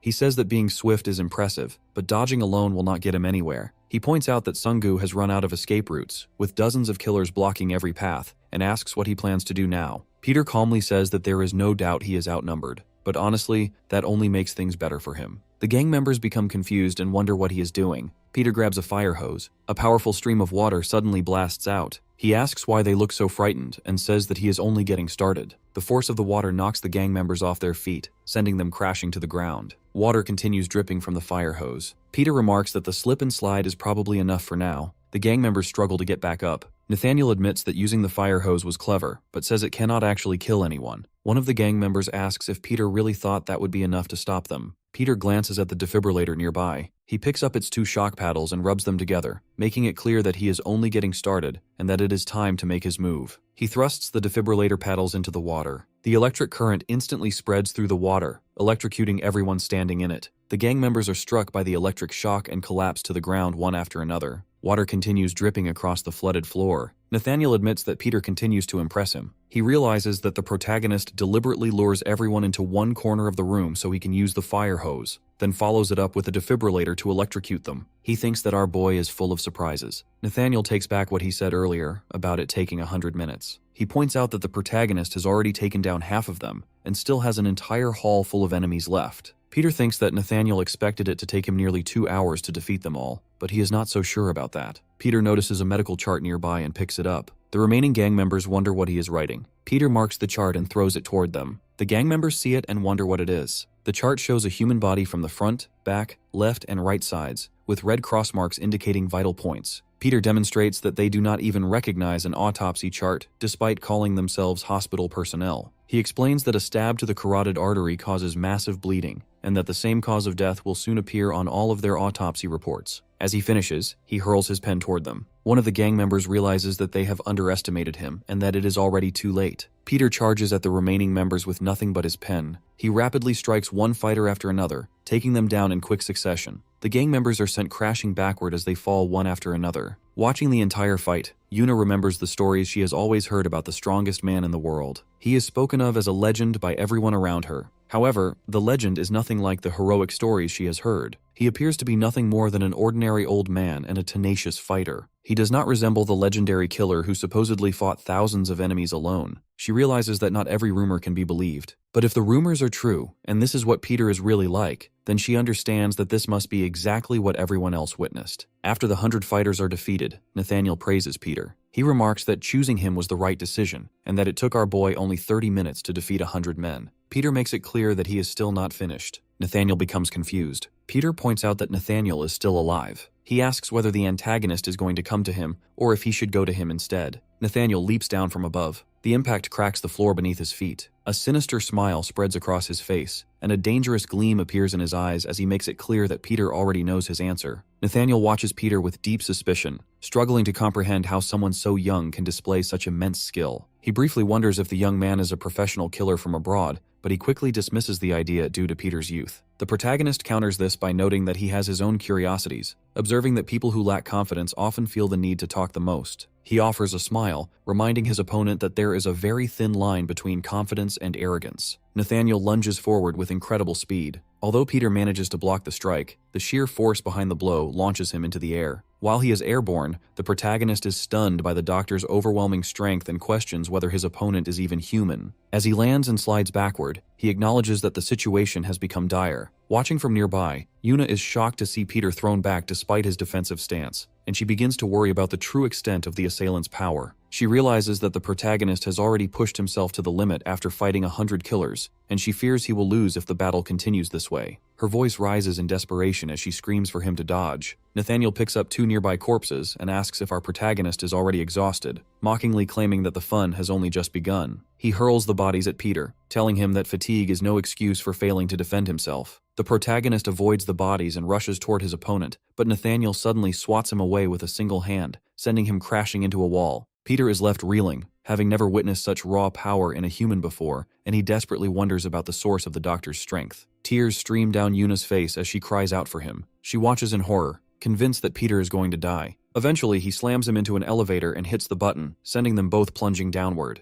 Yuna watches them descend, wondering how deep the shaft goes. He explains that because the protagonist is so fast, he specifically chose this confined space to prevent any chance of escape. The elevator stops in an underground laboratory surrounded by large test tubes filled with human specimens. Nathaniel taunts Peter, asking where his fighting spirit has gone, and expressing disappointment that he is just another boring opponent. High above, Yuna continues to call his name, determined to find a way to reach him. Inside the lab, the doctor demands to know who Peter really is and why he showed up instead of the person he was expecting to meet. The protagonist remains completely motionless after the exchange, leading Nathaniel to assume he has killed him, which he claims is the usual outcome of his serious fights. He grows increasingly angry, frustrated that Peter managed to dodge all of his previous attacks. Suddenly, the protagonist stands back up and offers a polite apology for his poor manners, explaining that he only took a quick nap because he found the doctor to be boring. Nathaniel stares in disbelief as Peter invites him to try again, promising that he will fight seriously this time. As the battle resumes, the protagonist senses the true weight of the fight as he tracks his opponent's incoming fist. In a separate control room, Jiwon and a white-haired man monitor the struggle via security cameras.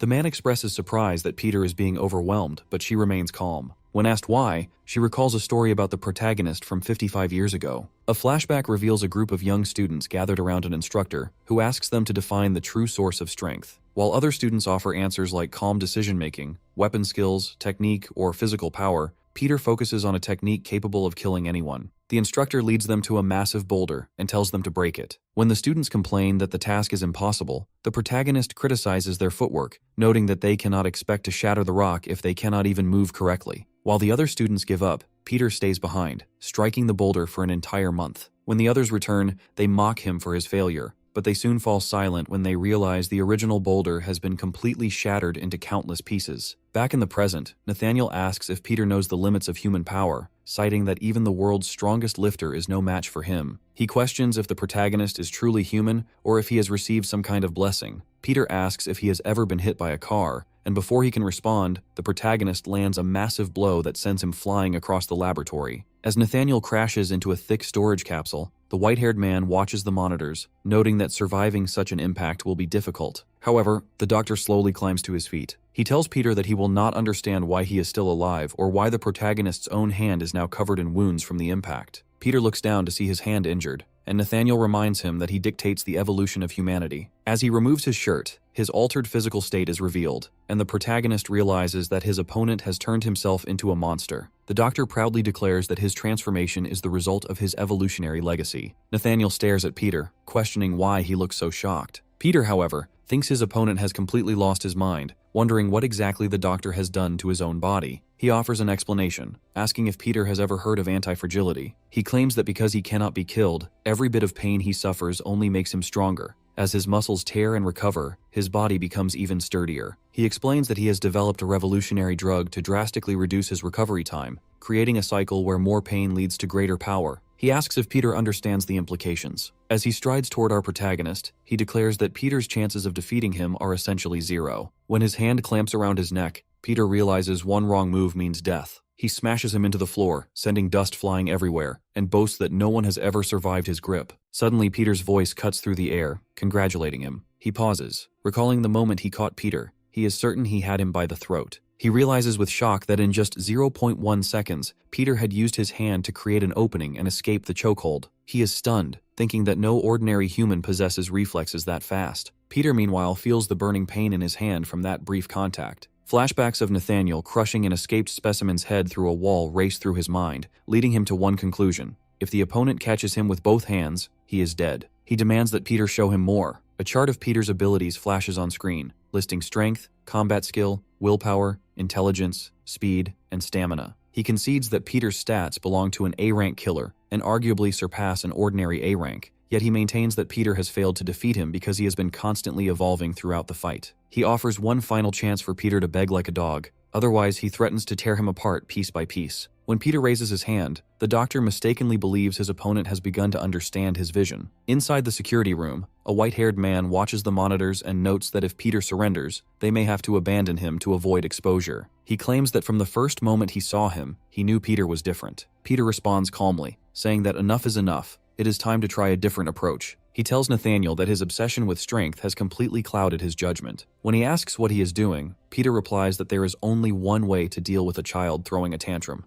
giving him a proper spanking. He grins, mockingly praising this intimidating attitude. The two immediately charge, their fists colliding repeatedly as the intensity escalates. Watching the monitors, the white-haired man admits he no longer understands what he is witnessing, noting only that this is no longer a fight between ordinary humans. As they exchange blows, he recognizes that Peter is truly powerful and unlike any opponent he has ever faced. He is excited by his own evolution but remains bothered by a nagging question. Peter has already proven his strength, yet he hides something beyond his stats. He wonders what gives our hero the confidence to keep fighting without a hint of hesitation. Finally, he decides that resistance is futile. He declares he will rip Peter apart, extracting every bone, muscle, and cell. As he swings his fist, the white-haired man screams, and Ji-won cries out in desperation, realizing the opponent is about to deliver a killing blow. Amidst the fight, Peter recalls the doctor's logic. Muscle damage leads to larger, stronger recovery, and he has weaponized this with his drug. Peter reveals he has been waiting for this exact moment, waiting for the opponent to reach his peak. Suddenly, he realizes something is wrong. Peter explains that once the muscles hit their limit, they expanded so much they began compressing Nathaniel's own bones and nerves. Consequently, his body has become completely immobile. He tries to move but finds himself frozen. He realizes he never noticed his body hardening because he was too absorbed in the battle. He is shocked that Peter diagnosed the side effects of his artificial evolution in just a few minutes. As his fist hangs midair, Peter declares that he has lost and follows up with a powerful kick that sends him crashing backward.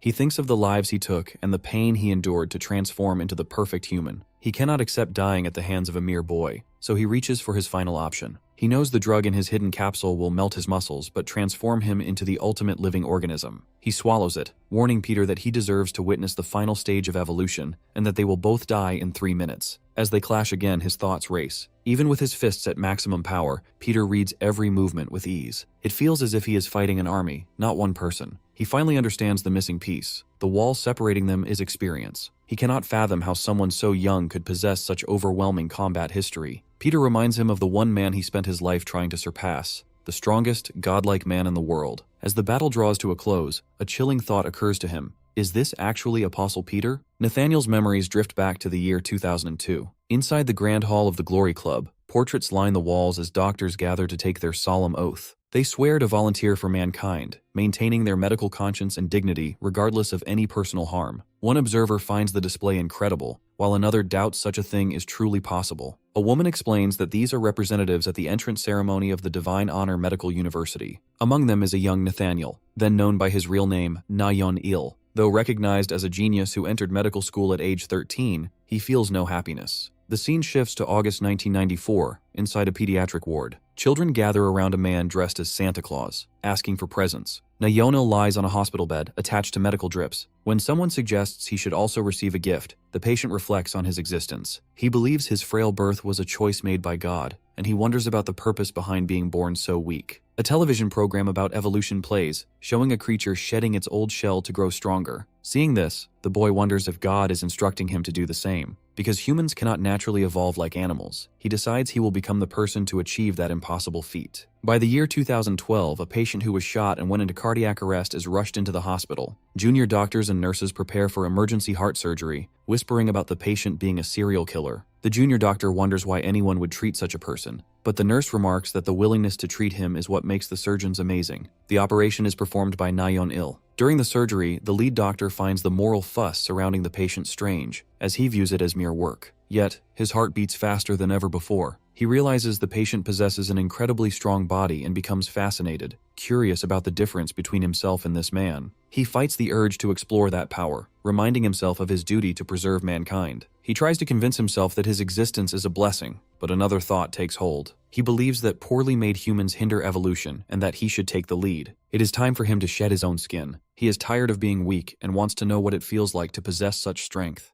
Before he can stop himself, he realizes he has opened the patient's brain, blood spreading across the floor. After losing everything, Nathaniel hides in a small South American city, where the abundance of bodies allows him to conduct his research. He proves his theories by observing various phenomena, using the killing of strong people as proof of his own growth. He reinforces his own body without using his father's DNA or a mother's womb, believing he has become a new form of mankind. In the present, Peter throws Nathaniel behind a wall. The antagonist realizes his spine is shattered and his muscles have ruptured, leaving him unable to move. Peter warns him that moving will only hasten his death. Nathaniel asks the protagonist how he can be defeated, explaining that he has spent 30 years dedicating every day to becoming stronger. Peter explains that there are things he can never copy. While he acknowledges the villain's tenacity, Peter reveals he has invested 65 years of hard work. The doctor is shocked by this revelation, realizing that while there is much he does not understand as a doctor, he is at least fortunate to meet Peter before he dies. At Yongguang Hospital, the battle concludes as the bodies of the Brazilian killers are cleared away. All information regarding the blooded killers is erased from the hospital system. In a car, the Dako brothers speak with Mr. Lee, asking if it is time for them to rank up to C rank. The mentor dismisses their request, noting that it is not that easy, and tells them to remove their fake casts. When the siblings laugh and claim they were using method acting,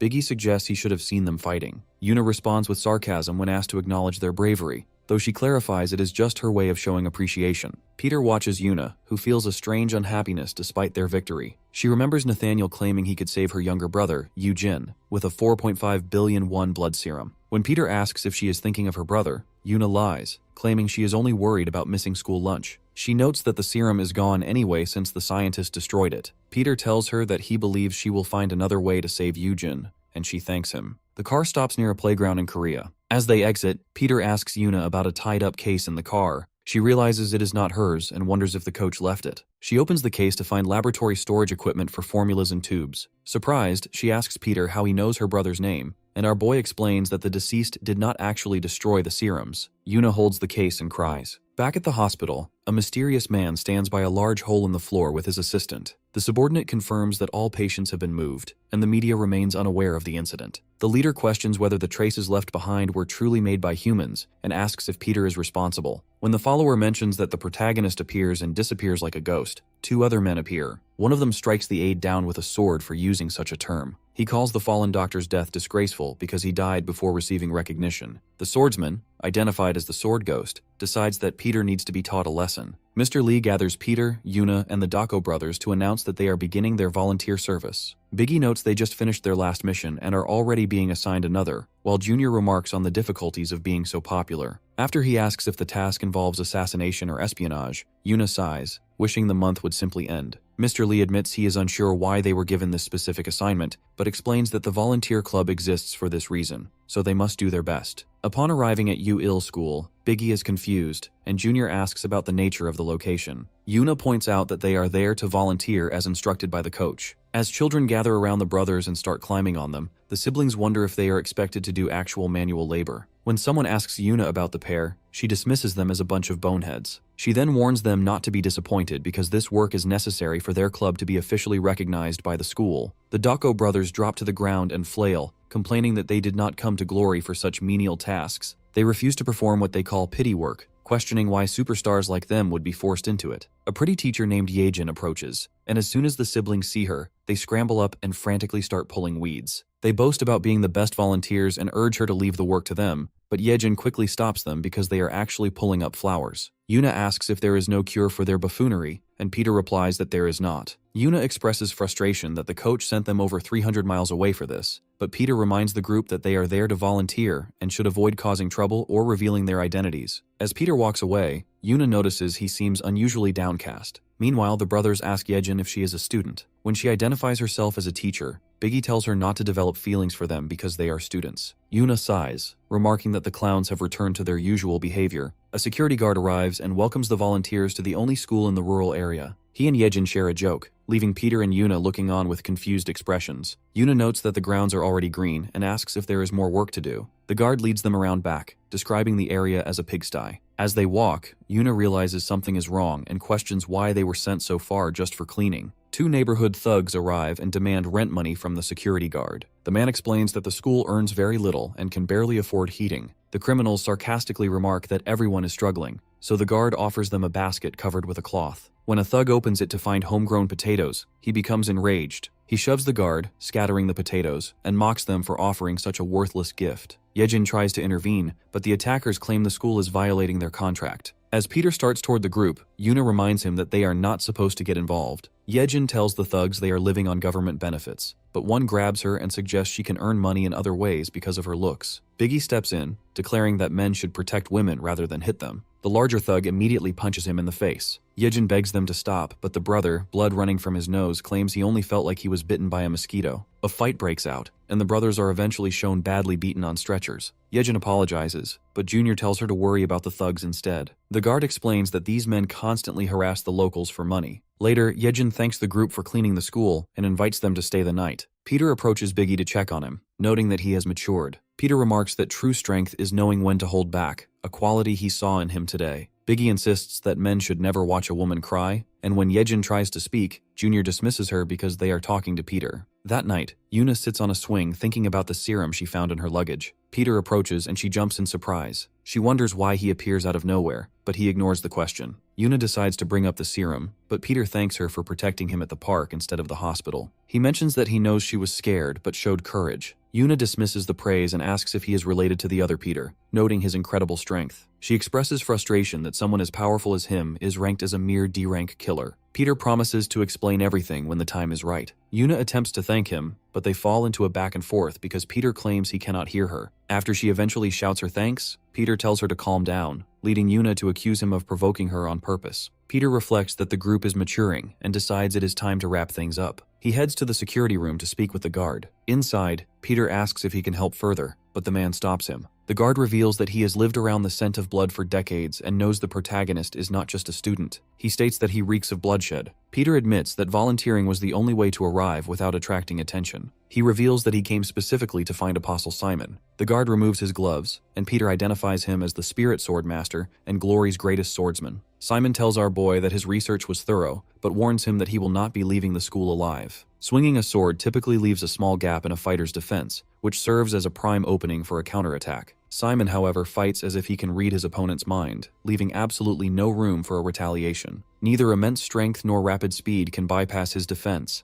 and as he swings his blade, he slices through all of Peter's canes with ease. In an instant, the Spiral Swordmaster corners Peter, completely restricting his movement with a shield of blades. Peter remarks that he wants to see if the Apostle truly deserves his reputation as the world's greatest, the Spiral Swordmaster, Apostle Simon. He replies that Peter should be proud, as the protagonist is one of only 2 people he has never managed to defeat within 10 moves. Simon advances once more and cuts through the remaining canes, but Peter ducks to avoid the strike. During the clash, the swordsman notes that people cannot hide their natural habits, such as their scent, their gait, their speech, or even their breathing. Although he was initially skeptical, this fight has confirmed his suspicions. The Apostle then kneels respectfully and greets Peter as his great brother. As Peter remains standing, the swordsman admits that he had been certain of his brother's death and confesses how much he has missed him, noting that our boy appears to have returned to his youth. The two sit on a large rock nearby, and Peter admits that he struggles to believe the situation himself. When the Apostle asks if this means Peter can finally return to the playground where he once slipped, the protagonist asks him to drop the embarrassing subject. Simon observes that Peter looks healthier and better than he did in his previous life, specifically noting his dark, healthy hair. Peter says he simply woke up that way, then expresses relief that he was right about the fighter's identity. He praises the Apostle's skill, admitting he feared he had been killed during their spar. The swordsman explains he never would have harmed Peter because he recognized him immediately, even though the protagonist points out that the blade was held right at his throat. The Apostle notes that he has not changed over the years, though he jokes that his sword has become dusty from constant use, and credits all his technique to Peter's teachings. When the swordsman asks how Peter found him in this rural town,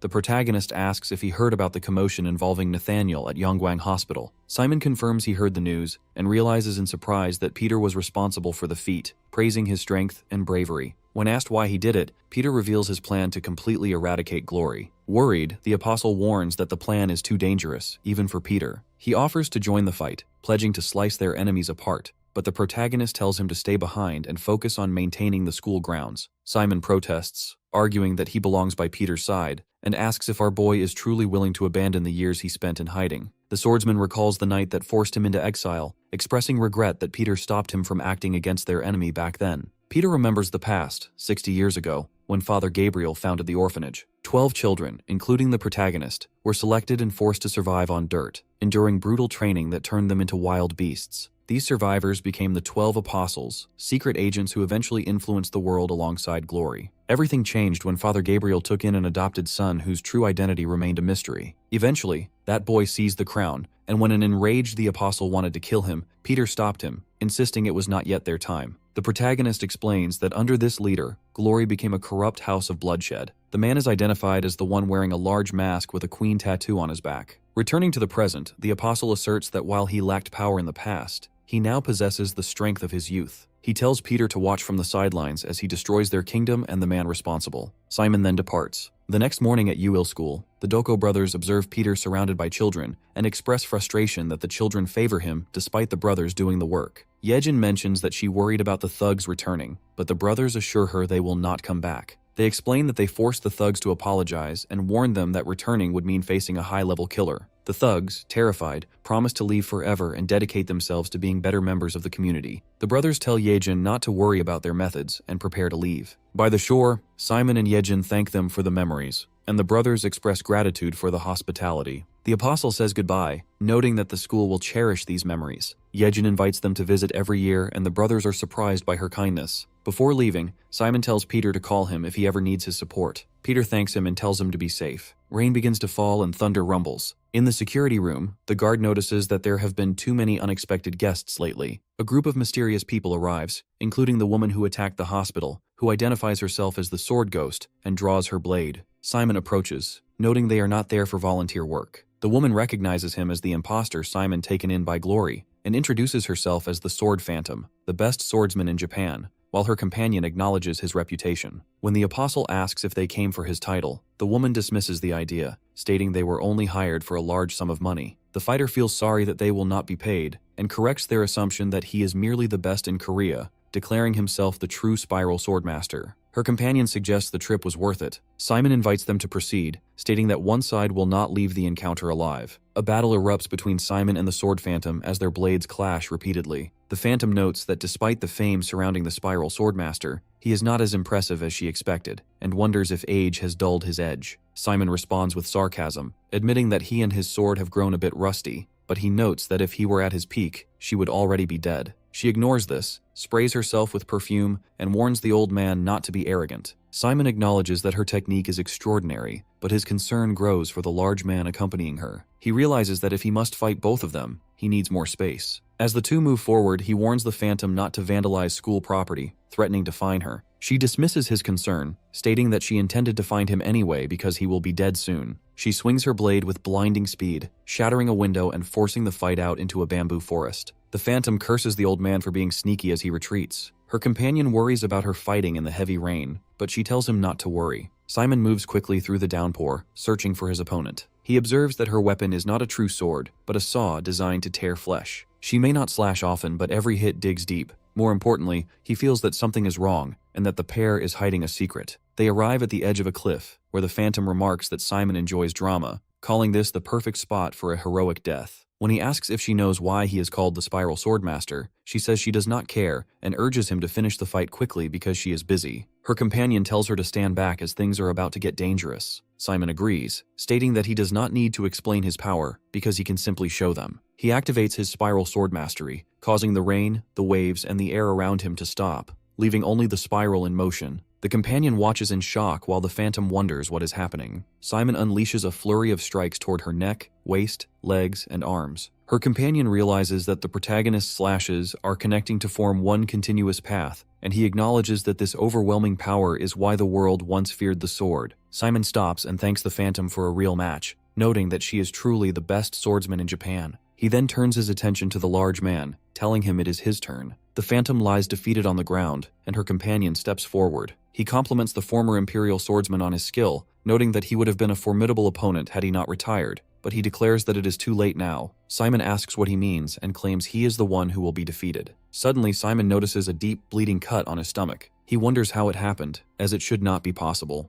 The companion mocks him, asking if he really thought he had won. Simon looks closely at the phantom, feeling as if she were a ghost, and watches in confusion as her body distorts before she slowly stands back up. He realizes that the perfume induced a hallucination. He asserts that he has seen every trick in the book and tells them to try something harder. He concludes that if he is seeing a vision, he simply has to stop looking. He has performed his technique enough times that illusions mean nothing to him. The companion moves towards Simon, terrified that the old master has been rendered harmless. He closes his eyes and swings his sword through the air, telling the spirit to leave. The phantom mocks the old man for being finished, and explains that she is called the Sword Phantom because she is a spirit who wields a wild sword. Back at Yongwang School, the Dako brothers, Yuna and Peter, are in a classroom. Biggie asks if love is always this painful, showing his friends that Miss Yejin has stopped replying to his texts. Yuna finds it creepy and tells him she does not blame her, but he insists that she was an angel who used to reply to everyone. He explains that she stopped responding after sending a picture yesterday that showed a woman with a sword and a man built like a bear. Biggie asks Yuna how to handle a woman acting this way, but insults her in the process. Yuna grabs them both by their collars, and he struggles to breathe. Peter then calls Jiwon to ask if she is free. Peter and Jiwon meet at a waterside location with a white-haired man. She complains about the freezing temperature and the smell of salt water. Our boy places a box with a picture on the ground, and his dog reacts immediately. Jiwon is surprised by the dog's behavior. Peter remembers his conversation with Simon and regrets not keeping him by his side. They open the box to find a detached arm belonging to Simon with a note that says, "Dear Peter." The protagonist is left in shock. Meanwhile, someone watches them through a telescope from a distance. A person on the phone asks if the target received the gift, and the observer confirms. When asked if the target is Peter, the observer identifies him alongside a white-haired man, a girl, and a dog. As the observer speaks, the protagonist appears behind him and takes the phone. The voice on the other end is revealed to be the Sword Phantom. Peter asks if she is the new member of Glory and tells her he is flattered. He then grabs the hand of the man attacking him and twists it until it cracks. While holding the attacker, our boy tells the Sword Phantom that she better keep Simon alive, warning her that if Simon is dead, she will face a slow and painful demise. Peter stands on a yacht and checks in with Jiwon over the phone. When she asks if he will be alright, he confidently assures her that he is. She presses him for details on his destination, wondering if he is headed toward his house, but Peter simply focuses on a photograph of a large yacht that arrived in a box. Jiwon explains the danger of the situation by noting that every vessel in the world is registered with specific names and identification, yet there is one ship that keeps all such information hidden. She identifies this vessel as the Ghost Cruise and warns Peter that the people who kidnapped Apostle Simon are currently aboard that boat, protected by a total shroud of secrecy. Peter reveals he knows exactly where they acquired the ship. He explains that while Korea has Glory, Japan maintains a similar organization of killers that has operated since the Kamakura shogunate, known as the Katoryu. He recounts their most infamous act, the missing case, where two of their swordmasters infiltrated a banquet and slaughtered 200 members of the Yamatogumi Yakuza gang. Jiwon acknowledges the incident but questions why it was labeled a mere missing case when it was clearly a massacre. Peter clarifies that the battle was so efficient that not a single body was left behind. Although the Japanese police issued warrants for the killers, they vanished like ghosts, only to resurface now in Korea. He identifies the woman in charge as the new Simon of Glory. Jiwon expresses deep concern that Peter is volunteering to hunt a swordmaster who was once part of Simon's own group.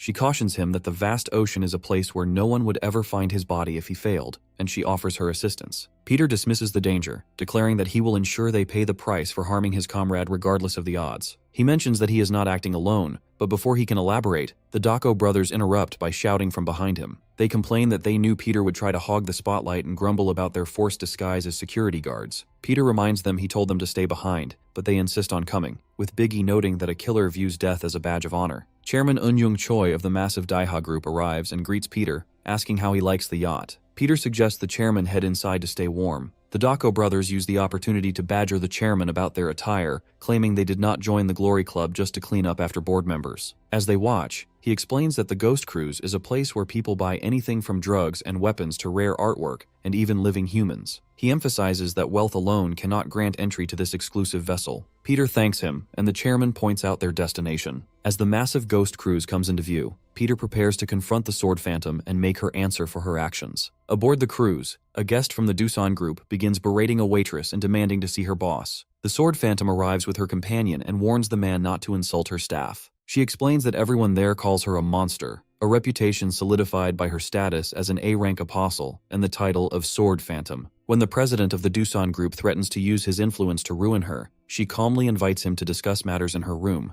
hinting that she can provide him with a heightened experience. When he mocks the offer, she touches him, causing him to collapse in shock. She orders her companion to toss the man into the ocean and then shifts her focus to Peter. She muses that since he received her gift, he will surely show up, and she eagerly anticipates killing him to cash out. Elsewhere on the deck, the Dako brothers wander through the club, marveling at the luxury and the wealthy guests. They decide to lean into their roles as security guards, cleaning with such intensity that they impress a wealthy guest. The man tips them 1,000,000 won for their efforts, which sends them into a frenzy of excitement as they realize the potential for quick riches. Their moment of excitement is cut short when the sword phantom emerges from an elevated position to address the crowd. Peter watches her and realizes she is the woman Simon described in his note, the new Simon of Glory. The auction begins with the introduction of the Podarok, a compact biochemical bomb abandoned by the Soviet Union for being too dangerous. Peter wonders how she could have possibly defeated a man like Simon if she does not appear to have the physical presence of a warrior. The guests debate the origin of the weapon until an elderly man, identified as the Russian weapon merchant Viktor Igora, shouts in fury. He accuses the sword phantom of stealing his property and orders his 2 massive bodyguards to seize her. As the bodyguards advance, the companion blocks their path. The guards ignore the warning and try to push past him, but in an instant, both men are lying on the ground, their bodies trembling and melting from an unknown force. The guests are horrified, but the sword phantom simply apologizes for the interruption and announces that bidding for the Podarok will start at $20 billion the following night. She also teases that a second, even more incredible item will be revealed at that time. As the crowd disperses in anticipation, Peter prepares to leave. The companion asks if Peter is present, and she replies that they will find out tomorrow. Chairman Choi admits he is hungry, and Peter agrees to join him for a meal. Peter warns the chairman to remain vigilant, noting that the sword phantom is the most diabolical person he has ever encountered. The sword phantom suddenly approaches them and confronts the chairman, mocking his past refusal of her invitations. When she grabs his tie to invite him to dinner, the chairman tries to decline, but Peter steps forward and offers to take his place. Caught off guard, the sword phantom sprays her perfume and accepts the offer for a dinner date, warning Peter to prepare for a rough night. The sword phantom approaches our protagonist in an unusual way, lightly tapping his chest before taking a moment to straighten her tie. As she does this, the scent she carries hits Peter, forcing him to consider the nature of her influence. The sword phantom is convinced that all men are fundamentally the same. She believes her scent is so potent that it leaves them completely entranced, blind to whatever danger she might be bringing their way. At that moment, the Dako brothers emerge from behind, stepping forward to introduce themselves as the new training crew. Peter stands in the background, clearly troubled and confused by the sudden arrival of these two. They introduce themselves as Biggie and Junior Dako, boastfully claiming they are ready to kill or clean anything that needs tending to, and they urge her to provide an order. A brief disagreement breaks out between them, with one brother pushing the other aside while insisting the master clearly favors him. Watching this display, Peter is taken aback by the absurdity of the situation. The sword phantom turns back to him, lightly pats his face, and tells our boy that he got lucky before walking away. Left alone, Peter reflects on the encounter, struggling to understand how he nearly lost control of his own senses in that brief moment. As he wonders how she managed to manipulate him so quickly, a new thought crosses his mind. Meanwhile, the Dako brothers tell Peter that they will keep the space spotless, even joking about cleaning his feet if necessary. They are clearly excited, chatting about the $1,000 tip the sword phantom promised them if they keep the area pristine. As they start their cleaning, Peter continues to dwell on how easily he was compromised. Elsewhere, the sword phantom relaxes in the water while her companion stands behind a large pillar facing away. She asks if he is curious about the steaminess of the environment, leading him to ask for clarification. She notes that an old man in his 70s managed to destroy 100 killers, wondering how such a feat is possible against opponents at their peak. When her companion asks if she is certain that individual was actually Peter, she challenges his skepticism. He explains that the ship is heavily guarded by radars and that the old man is clearly not on board,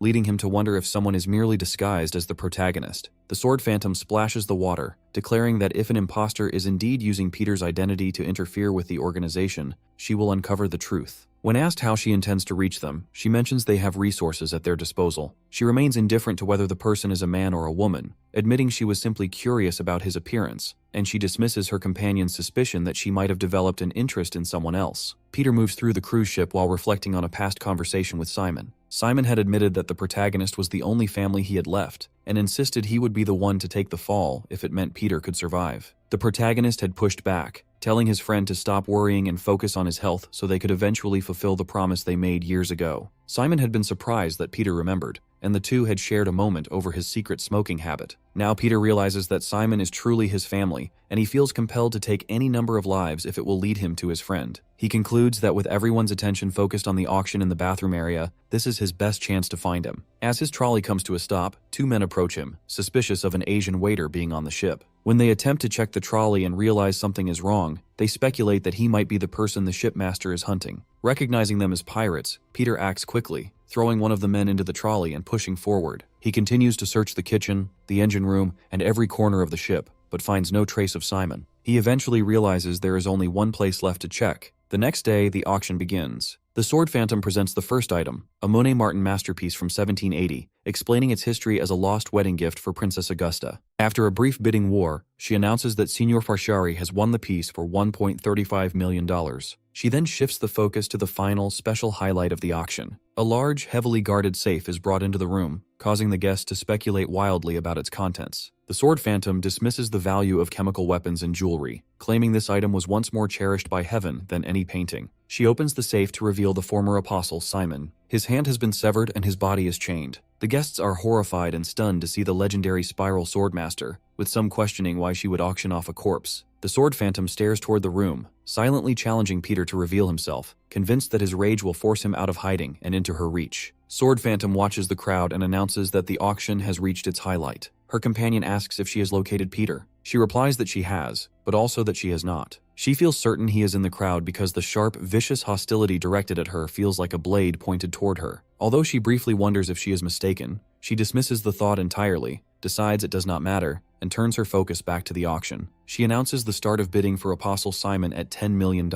She tells the audience that if no one bids on the Swordmaster, he will die immediately, but those who cannot resist bidding should be prepared to remove him before he expires. Silently, she assumes Peter is already dead. Peter watches in silence, his forehead bulging with tension as he realizes Sword Phantom is using Simon as bait. He knows he lacks the funds to bid, and even if he had the money, placing a bid would expose his identity. He feels trapped by the number of eyes watching him, and desperately searches for a way to rescue his companion. Sword Phantom pats Simon on the head, mockingly noting that the man who was once Glory's greatest apostle, worth more than a nuclear weapon, is now just a useless lump of flesh. She lifts his head and taunts him, suggesting it must hurt to know his own comrade has abandoned him. When no one bids, she sarcastically asks if they are avoiding the prisoner because he has damaged goods. She announces she will dispose of him if no one acts and begins a countdown. Just before she reaches zero, Chairman Choi of the Deha Group bids $20 million in cash. Sword Phantom grows suspicious. She wonders why the chairman, the supposed right-hand man of Glory's boss, is interfering. She accepts the bid, and finding no higher offers, congratulates him while privately suspecting he is hiding something. Later, Peter and Chairman Choi stand beside the resting Simon. When the elder asks if this is the man Peter sought, the protagonist confirms it, but expresses concern that the high-profile bid has endangered the chairman. He dismisses the guilt, explaining that his long-standing ties to Glory make the bid appear normal, and that buying Simon was the only way to avoid Sword Phantom's trap.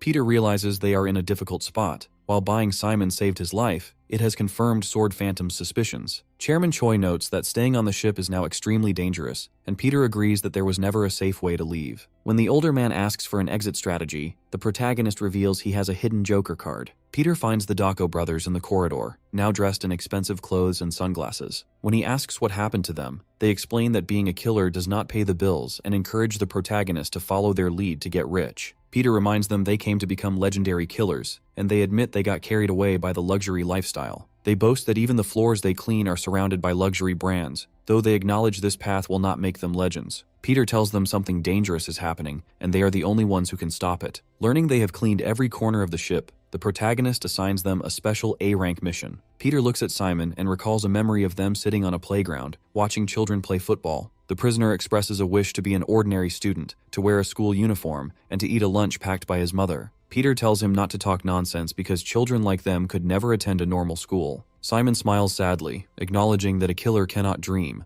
but asks the protagonist to forget he ever said it. Peter suggests they build their own school for children with no money or home, promising to lend his brother his textbooks for free. Simon refuses, stating he wants to buy his own books. Back in the present, Peter gently shakes the Swordmaster and pleads with his brother to wake up, reminding him of their promise to go to school together. Chairman Choi overhears this from outside the room. Meanwhile, a barefoot Sword Phantom complains that the chairman ruined her plan, She rejects her companion's suggestion that the boss is the true master of the ship, declaring herself the master and ordering her men to surround the room and kill both the prisoner and the chairman. She believes killing them will force Peter to reveal himself. A knock sounds at the door. Chairman Choi wonders who is there, but Peter calmly says it must be room service and offers to answer. The protagonist returns holding only tea, explaining that he sent the food back because the steak was too cold. Chairman Choi jokes that he must have offended the young lady, but Peter urges him to drink the chamomile tea to calm his mind, promising to return before it gets cold. Peter leaves the room and walks into the corridor. He remarks that the hospitality is lacking, noting that the tea was served at 75 degrees Celsius rather than the ideal 60 degrees.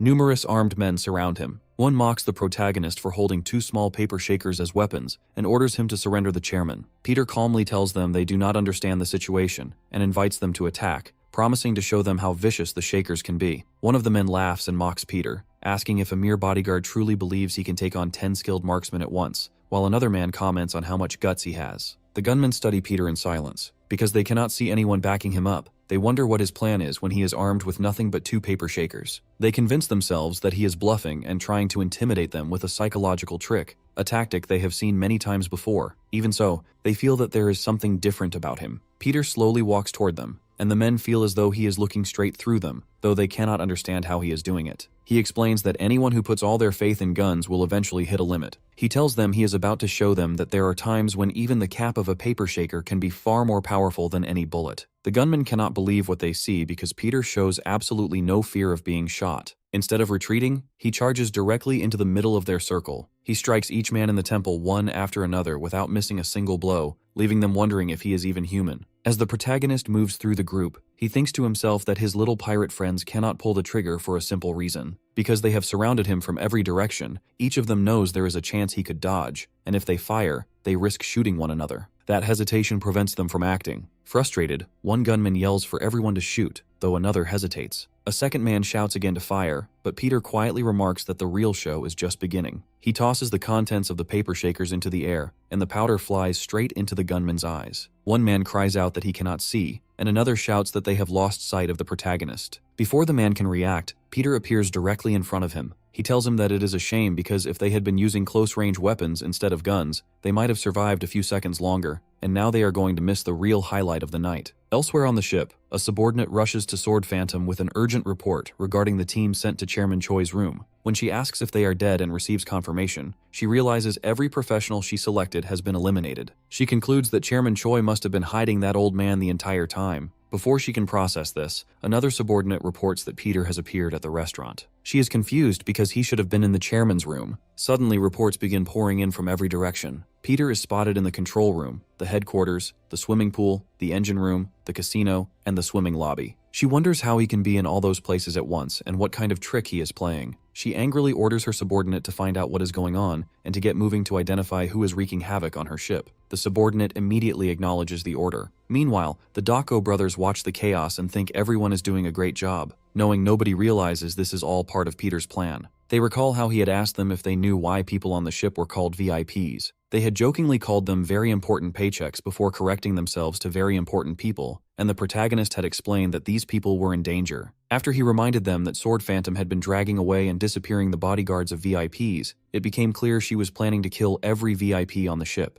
Shocked by this revelation, the brothers were assigned a special A-rank mission. Peter instructed them to roam the ship as custodians and spread a rumor that the shipmaster was planning to kill all the VIPs. While cleaning, they pretended to have a private conversation loud enough for nearby VIPs to overhear, expressing worry about exposing the plan to their master. The overheard VIPs immediately gathered their bodyguards. After a gunshot echoed through the ship, causing the crew to panic and believe the rumors of the shipmaster's betrayal, they began shouting that an old man was fighting the crew to ensure everyone believed Peter was truly on board. Back in the present, a subordinate warns Sword Phantom that the situation is spiraling because the VIPs refuse to trust them. She flies into a rage, striking the man and cursing Peter as a disgusting mole, vowing to tear him apart. When her companion volunteers to bring the protagonist to her, she forbids him from being hasty. She explains that like a mole living underground, Peter will only appear somewhere else if she tries to dig him out. She insists on handling it herself, reminding her companion of their promise and her capabilities. She picks up the Potter Rock and decides that if she wants to catch a mole, she only needs to blow up the ground. She declares that they will kill the mole along with 200,000 people. Peter realizes she is actually going to detonate the Potter Rock. Looking around, he sees people already collapsing with blood coming from their noses and mouths as they inhale the gas. He realizes he does not have enough time to reach the control room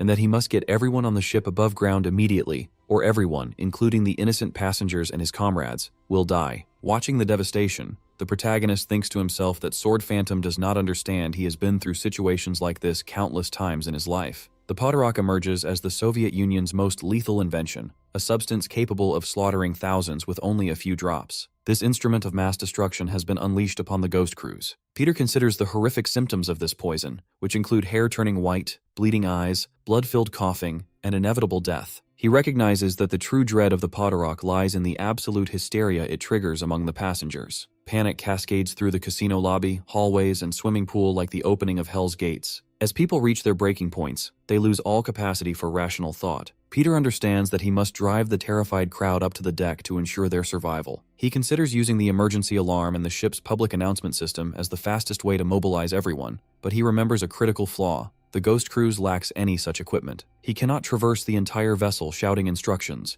and he is further burdened by the fact that Simon remains unconscious and vulnerable. Meanwhile, the panicked mob continues to sprint through the corridors, screaming in terror as they perceive the gas closing in. Peter tries to navigate the throng but realizes the situation is deteriorating, and his only path back to his room is blocked by the endless crush of people. Just as he wonders what to do, Chairman Choi shouts for the crowd to stop their frantic pushing. Peter turns to see the chairman carrying an unconscious Simon on his back. When the leader notices him, he calls out, and our boy urges him to find the safest possible location while he takes responsibility for Simon. Chairman Choi refuses, explaining that the Daiha group achieved greatness because they never abandon what they have claimed as their own, a principle that extends to their friends. He tells Peter to focus on his own mission and leave Simon in his care. Watching the chairman, Peter reflects on the surprising nature of life and the way people eventually mature into dependable adults. Peter agrees to trust him with Simon and promises to return. The older man warns him against heading toward the poison, but Peter continues to run forward without hesitation. Chairman Choi watches, struck by the feeling that Peter is a man capable of creating miracles,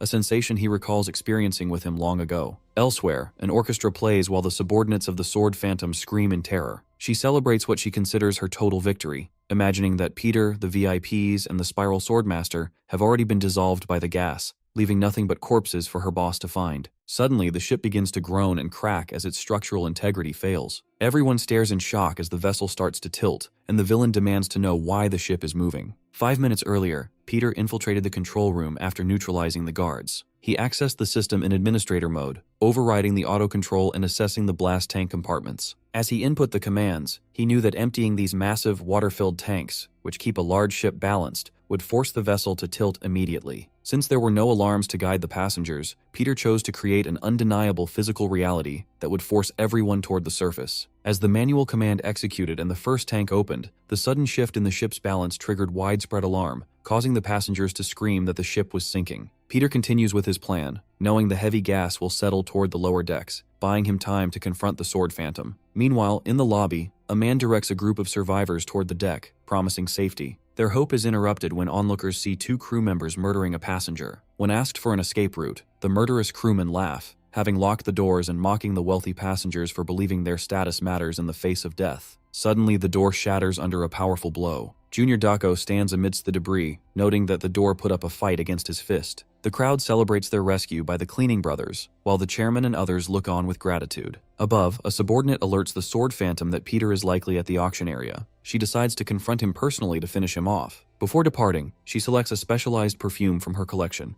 searching for a scent that is unforgettable. She dismisses one for being too sweet and settles on the one she previously used on the Spiral Swordmaster. She believes this intoxicating fragrance will force Peter to endure terrifying visions, ensuring he cannot escape his fate. Upon arriving at the auction area with her companion, the Sword Phantom sees Peter and Chairman Choi, but she becomes confused when she spots someone else. She demands to know where the real Peter is, dismissing the man before her as a little rat. Peter calmly tests a microphone and announces the commencement of the Ghost Cruise's final auction. He presents a new item, which he reveals is actually a fake apostle of the Glory Club, the villain herself. Although she orders him to stay silent, Peter continues, listing her various titles, including Captain of the Phantom Squad and the Glory Justice Faith Sword. He opens the bidding at 10 cents. The Sword Phantom draws her blade in a rage, but Peter coolly lowers the price to 5 cents, then 3, 2, and finally 1. When no one bids, he mocks her value, offering to pay $0.00 to take her off their hands. As the infuriated woman prepares to attack, Peter interrupts to ask if she truly believed she suppressed the legendary mastery of the Spiral Swordmaster that night. Declaring that she still has much to learn, Peter draws his own sword and invites her to witness the peak of the authentic Spiral Swordmaster technique. The Sword Phantom dismisses the protagonist as a joke, and her companion agrees,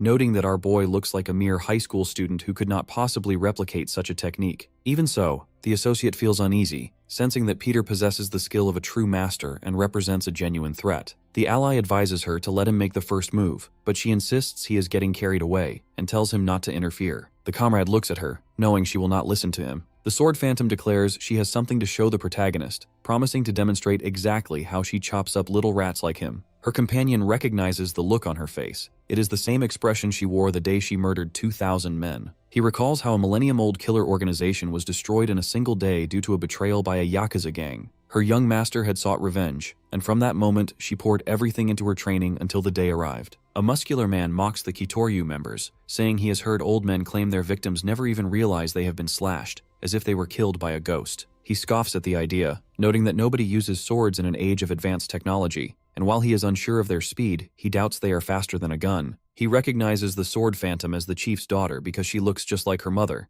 and he invites her to come closer so he can see if the resemblance extends further. Furious, the Sword Phantom calls him disgusting. She explains that while people believe their victims never realized they were cut, she ensures her victims are fully aware of the moment they are about to be struck. The man laughs at the brat, tells her she must have a death wish, and fires his gun. He is baffled to suddenly find himself lying on the ground. The Sword Phantom reminds him she stated her victims know exactly when they are being slashed. Her companion notes that on that night, she faced 2,000 members of the Yamato gang, and every one of them was brutally cut down. In the present, the Sword Phantom asks Peter how he wants to die, offering him the choice. The protagonist watches as she removes her shoes, assuming she is reducing her weight to maximize her speed. He wonders if speed alone is enough to earn the title of apostle. She warns him that planning is useless because he is going to die regardless. She explains that the title of Sword Phantom is passed down to the greatest swordmaster of each generation, and she has prepared a technique specifically for him, one that not even the Spiral Swordmaster witnessed. Peter realizes she has disappeared and understands that the bandages on her feet are designed to reduce friction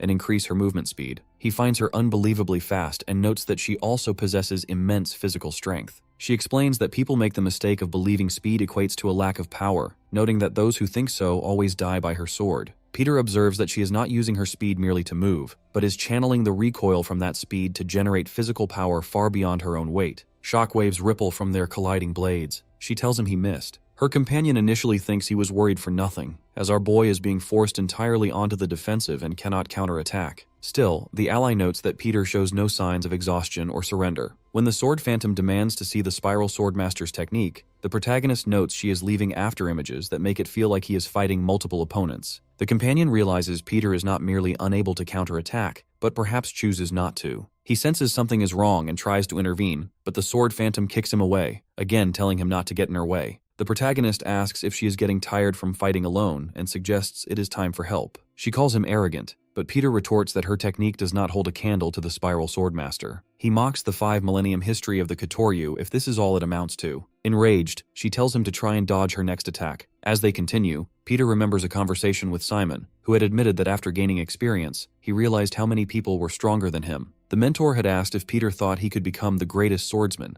and the protagonist had internally acknowledged that Simon was already among the strongest, having created a technique no one else dared to attempt, the Spiral Slash. Peter unleashes the technique. He explains to the shocked Sword Phantom that he stopped her because every time she launched herself, she had to push off from a specific point, revealing her path. All he had to do was place his sword in that path. Her severed arm falls to the ground and she screams in disbelief. Her companion rushes to her side, and she orders him to detonate the perfume immediately. The protagonist admits she was stronger and faster than he expected, but asserts that she was destined to lose to the Spiral Swordmaster from the start. Consumed by rage, she glares at him and swears she will kill him. The perfume is detonated and spreads through the area. Peter covers his mouth and nose, recognizing the scent. The Sword Phantom tells him not to struggle because now that the perfume is released, they are already as good as dead. She mockingly asks if he thinks the Apostle Peter can save him, declaring that even the legendary Peter cannot stop what is about to happen. The hallucination perfume permeates the entire space, leaving no room for escape. Sword Phantom laughs, relishing the sight of her opponents growing dizzy. She mocks our hero, Peter, telling him his flashy tricks are useless. Kajeo warns that he will suffer the same fate as the old man, becoming completely impaired and vulnerable. Peter considers his options, briefly wondering if he should punch through the wall and dive into the ocean to flee. Sword Phantom immediately dismisses this fantasy, telling our boy he is going to die right there. She taunts him, explaining that even if he were to come to her rescue, the moment he breathes in the perfume, they would both end up flopping on the floor like fish out of water. Peter wraps his tie around his sword. Sword Phantom's companion notices that the protagonist is not stumbling from the perfume and wonders what he is doing to his weapon. Peter holds his breath, and Sword Phantom notices, asking how long he expects to keep that up since the perfume has already saturated the entire area. Our boy repeats that the perfume has made escape impossible, and she confirms he is exactly right. The protagonist calmly replies that he has been waiting the whole time for her to say those words. Her companion suddenly realizes something is wrong. Peter ignites his lighter, setting the tie wrapped around his sword on fire. He explains that he knew she felt invincible because of her secret weapon, but the protagonist intends to show her exactly how vulnerable that choice made her. Sword Phantom stares at him in shock. Her accomplice realizes the perfume is highly combustible and understands that our boy can easily set it off. He wonders how Peter figured out its properties, suddenly remembering an earlier moment when the protagonist must have discovered the secret. Sword Phantom dismisses it as another one of his ridiculous tricks. Holding her sword in her remaining hand, the assassin tells him that a little campfire will not save him. She insists the entire place is covered in her perfume and dares him to see how far his tiny flame gets him before he starts hallucinating.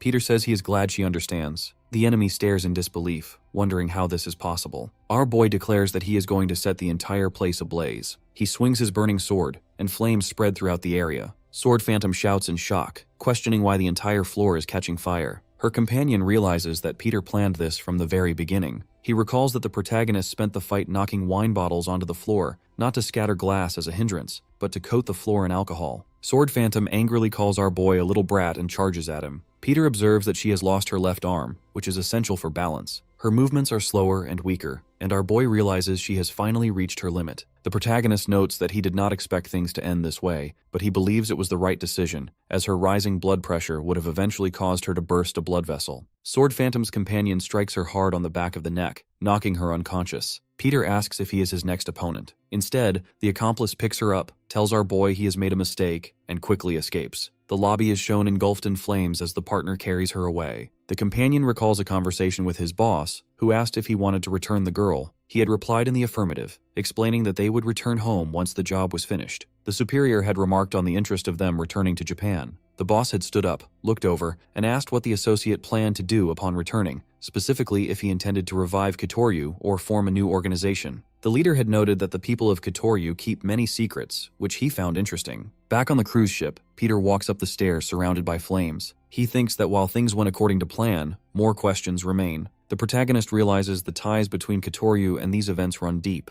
He remembers a phone conversation with Jiwon while they were traveling to the ship. She had explained that the leader became head of Kitoryu at a young age, taking down thousands with a small body. Yet the ally could not understand how she became the new Simon. Our boy had asked for clarification, and she explained that apostles were chosen from agents trained at the Yangguang orphanage. The colleague noted that their skills were irreplaceable, and that they were considered more dangerous than nuclear weapons. She questioned why Sword Phantom, who she found inferior to the previous Simon in every aspect, was chosen for the role. The informant suspected something was going on, and wondered how this girl received a free pass. Remembering this, Peter realizes Jiwon was right. He thinks back to her staring at the computer, confused by the data. Outside on the deck, our boy stands among the fire and wonders why someone would live in the shadow of Sword Phantom. The protagonist asks his opponent if he agrees, Kajeo. From the flames, the companion emerges. It is revealed that this man is the true Apostle Simon, a member of the Japanese killer organization Kitoryu, and a subordinate to their leader. As they face each other, Kajeo tells him that he has been taught that in this industry, the curious die early. Peter agrees it is helpful advice.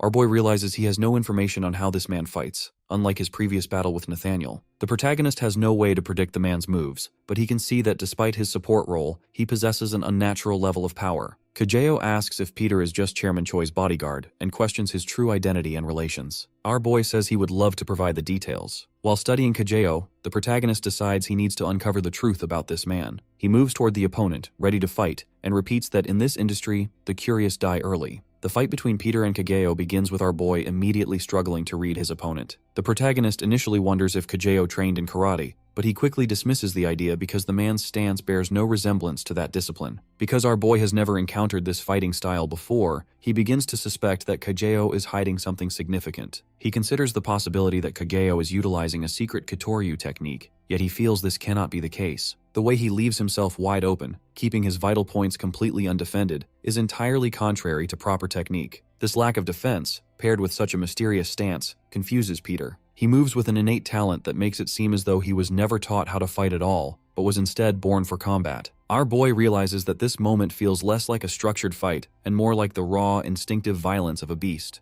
Although the protagonist should have been able to land multiple clean hits, Kageo dodges every attempt with his unorthodox movements. Peter recognizes that he does not spend time in battle making tactical decisions. He simply possesses an innate, natural-born ability to fight. This realization brings even more questions for our boy. He cannot understand how Kageo possesses such high-level combat talent while simultaneously lacking any specific, refined techniques for attacking. The protagonist observes the man's mysterious flexibility, his swift, unreadable footwork, and his undefined style, eventually arriving at a sudden understanding. As they slide back across the roof, Kageo acknowledges that Peter is strong, but he considers that to be the extent of his opponent's ability. He decides he will not need to reveal his hidden power here. Our boy tells Kageo that he is too clumsy, noting that while he possesses raw skill, his offense and defense are highly inefficient. Peter asks if Kageo has never been taught how to fight, then corrects himself, realizing that more accurately, he was never allowed to learn. Simon is shocked and wonders how the protagonist deduced this. Our boy expresses his bewilderment, noting that Kageo is powerful enough to be a force on his own, yet he has spent his entire life remaining in the shadow of the Sword Phantom. The protagonist wonders what has kept him suppressed for so long and asks if Team 1 has finished their mission. A memory surfaces in Kageo's mind.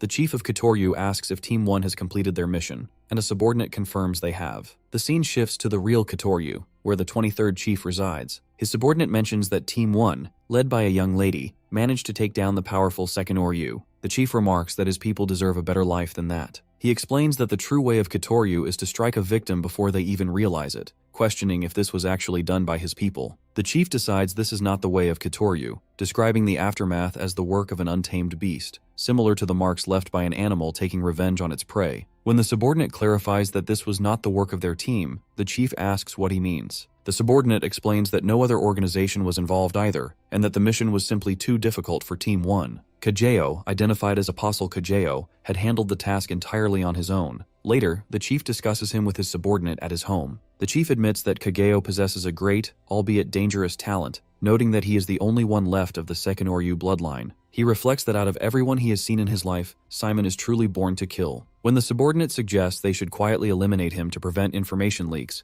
the chief asks how much he knows about fleas. He explains that while fleas can jump many times their own size, a flea trapped in a jar for a long time will stop jumping higher than the lid, having learned to accept that height as its limit. The chief admits that he has trapped Kageo like that flea, ensuring that no matter how hard the boy tries to jump, he will never surpass his master. Simon, standing outside the room, hears these words. Back in the present, Peter tells Kageo that he has clearly lived his life being suppressed and cannot function without his master. Kageo tells our boy that he is doomed. The protagonist replies that Kageo is doing a disservice to his master's words. Tired of the talk, he moves toward Peter, telling him he speaks far too much. Our boy asks what is wrong with their conversation, and as they fight, he finds himself increasingly amazed. Every reckless, creative move Kageo makes suggests that he never needed formal training. The protagonist believes Kageo has always felt confident he could win regardless of the opponent, using his instincts to project the killing intent of a true predator. However, Peter remains convinced that he is hiding something. After they trade attacks and slide backward,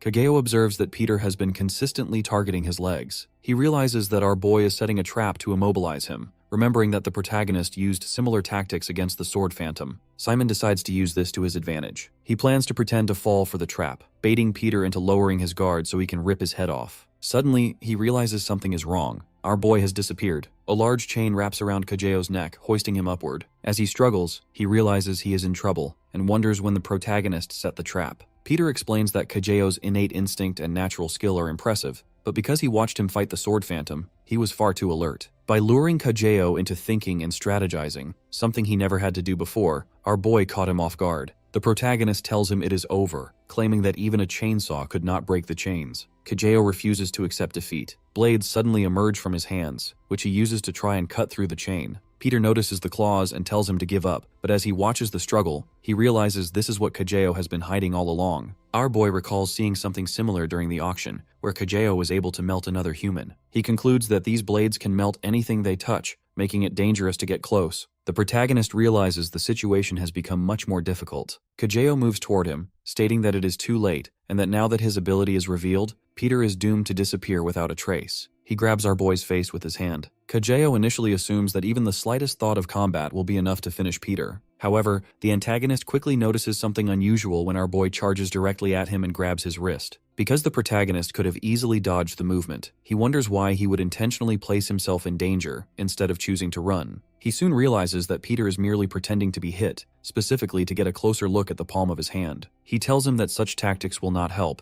and that he is going to die regardless of his efforts. The protagonist slides back and jumps away to regain his distance. He realizes that Kageo intentionally cut his own palm to use those claws for combat. But more importantly, our boy identifies that the real mystery is the strange liquid bleeding from the opponent's hand. As they face each other again, Peter asks what is inside the blood, noting that it appears capable of melting everything from metal to flesh. He expresses confusion over how human blood could possess such destructive properties. Kageo dismisses the question, telling the protagonist that he will have to defeat him first if he wants to find out, meaning he will never get the answer. Kageo charges, and Peter notes that his opponent has become significantly faster and stronger, with his true power manifesting through those claws. Our boy realizes the fight will be difficult because of the unique blood. He cannot find a way to get close enough to launch an attack. As Kageo strikes from multiple directions, the protagonist manages to grab his wrist again. Recognizing the situation, Peter mentions that there is only one group known to possess this type of blood. He admits he is surprised because he believed they had gone extinct long ago. Our boy asks if Kageo is one of them and speaks the name Dokuyoryu. Kageo is shocked that Peter knows this history. The protagonist explains that all descendants of the Dokuyoryu were thought to have died out, and asks how he survived. In the past, a chief stood with his subordinate after they eliminated their targets, officially declaring the Dokuyoryu extinct. When the subordinate asks what to do about the remaining items, the chief discovers large wooden containers holding children submerged in liquid. The subordinate explains that every baby in the organization has died except for one,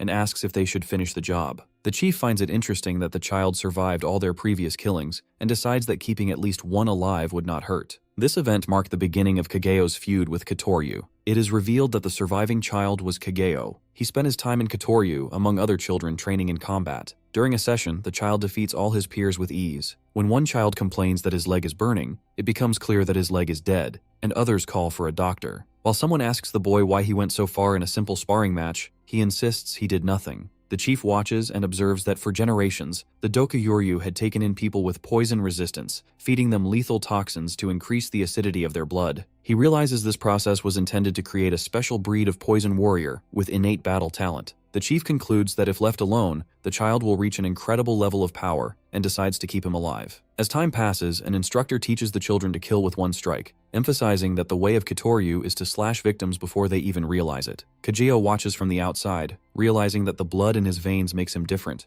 causing others to fear and avoid him. After an instructor strikes him and tells him to clean up, the child practices alone. He wonders why he was born this way and why everyone hates him. While training, he strikes a tree until it falls. As it hits the ground, he finds a bird and tries to return it to its family, but realizes with horror that the bird melts in his hand. Understanding that anything touching his blood will be destroyed, the boy decides that since he is doomed to be alone and hated, he might as well make everyone fear him. Back in the present, Kageo tells Peter that Kitoryu eradicated his clan, asking why our boy would serve them when he could have restored his own. The protagonist remains stoic, telling him to stop talking because he does not know him. When our boy asks who Simon really is, he speculates that if the protagonist is associated with Apostle Peter, he must be part of Glory. He notes that Peter possesses sword skills that rival his master's, wondering why he has never heard of him. Our boy reiterates that he will have to win to find out, then lands a powerful kick on Kageo's chin. The protagonist realizes that even though he did not use his full power, the kick did nothing. He recognizes a catch-22 as he cannot win unless he makes the blood non-poisonous. Kageo attacks with a powerful strike, sending Peter crashing through a wall. As our boy gets up, he notices some cleaning equipment nearby. The enemy breaks through the wall and tells the protagonist to give up, offering him a painless death if he is angry. Kageo demands to know where Apostle Peter is.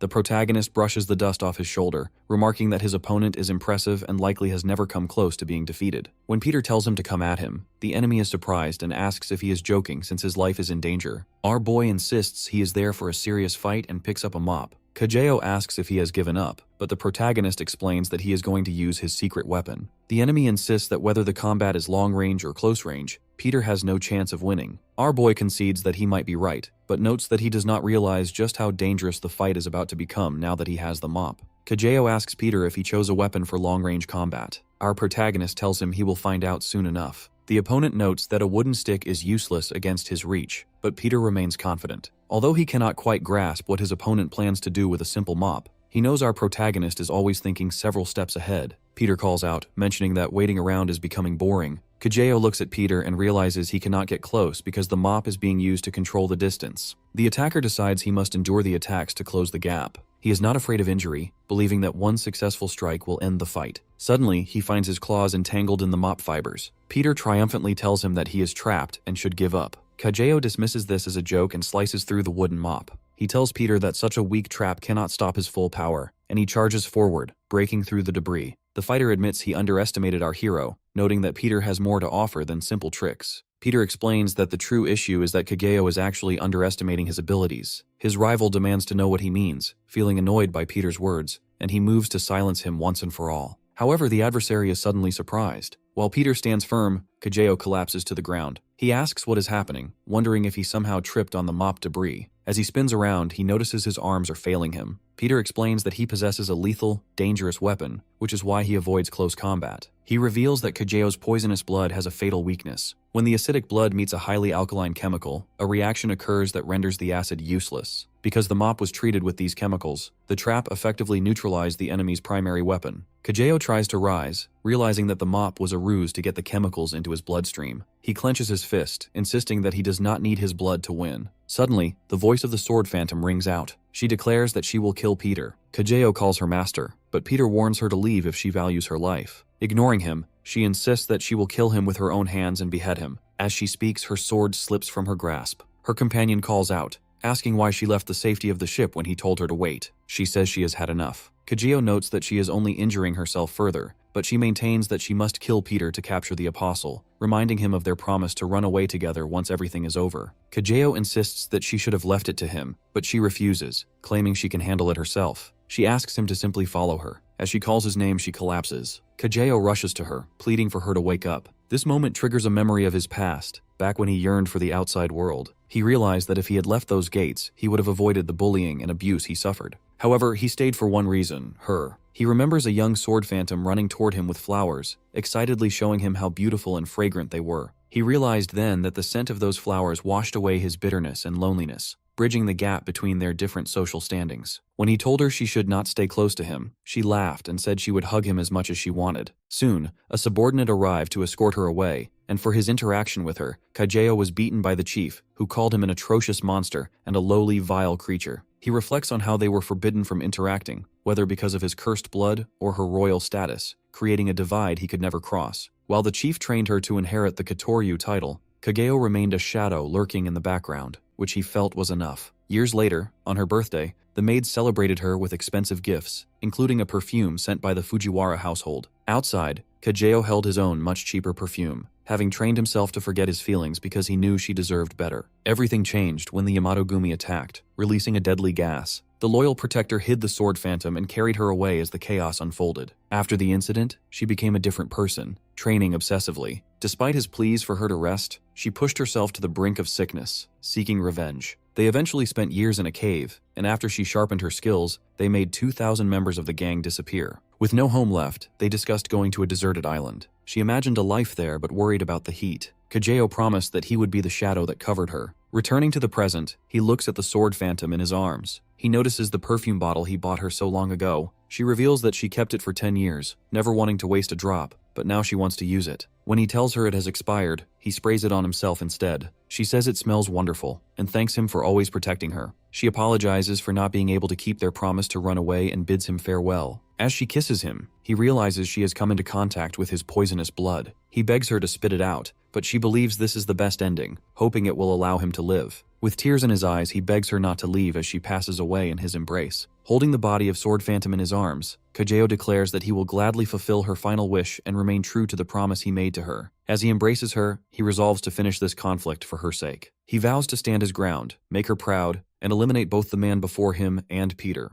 Kajio then tears his chest open with his claws to reopen his wounds and launches himself directly at our boy to resume their fight. Peter recognizes that this is far more than a simple battle for his opponent. The protagonist understands that Kageo is attacking with everything he has, willing to destroy his own body in the process. Realizing that he is prepared to die, Peter considers that even minor contact with such lethal, tainted blood could be fatal, forcing him to question how he can possibly defend himself. When Kajeo notices our boy picking up fire extinguishers, he initially suspects a smokescreen, but soon realizes that Peter intends to use them to stop his bleeding. Kajeo reflects on how all his previous opponents met pathetic ends in despair, regardless of their skill or preparation. He assumes Peter must be feeling the same way, but the protagonist suddenly grabs him and slams him into the deck with such force that the wood shatters. Dust fills the air as he coughs from the impact. Lying on the broken floor, Simon deduces that if this man is connected to our boy in glory, he must be at least an A-rank killer or even an apostle. He realizes he has no information on this stranger and concludes that it no longer matters because he has no reason to live if he survives. He tells Peter to finish him. Peter asks if Kajeo ever wondered why the Yamato Gumi attacked the Kotoryu. After he expresses his confusion, our boy suggests he imagined that Glory orchestrated the entire event. The protagonist explains that 10 years ago, Glory's boss sought to recruit new apostles and fixated on the Kotoryu, which had ruled the assassination world for a millennium. When the chief of the Kotoryu rejected the offer, Glory's boss vowed to make the organization his own by forcing them into a position where they had no choice but to submit. The first phase involved manipulating the Yamato Gumi to eradicate the Kotoryu. That night, the organization was wiped out, and every step Kajeo and Sword Phantom took afterward followed the path intended by Glory. After they wandered aimlessly following their revenge, Glory approached them with the offer to become apostles,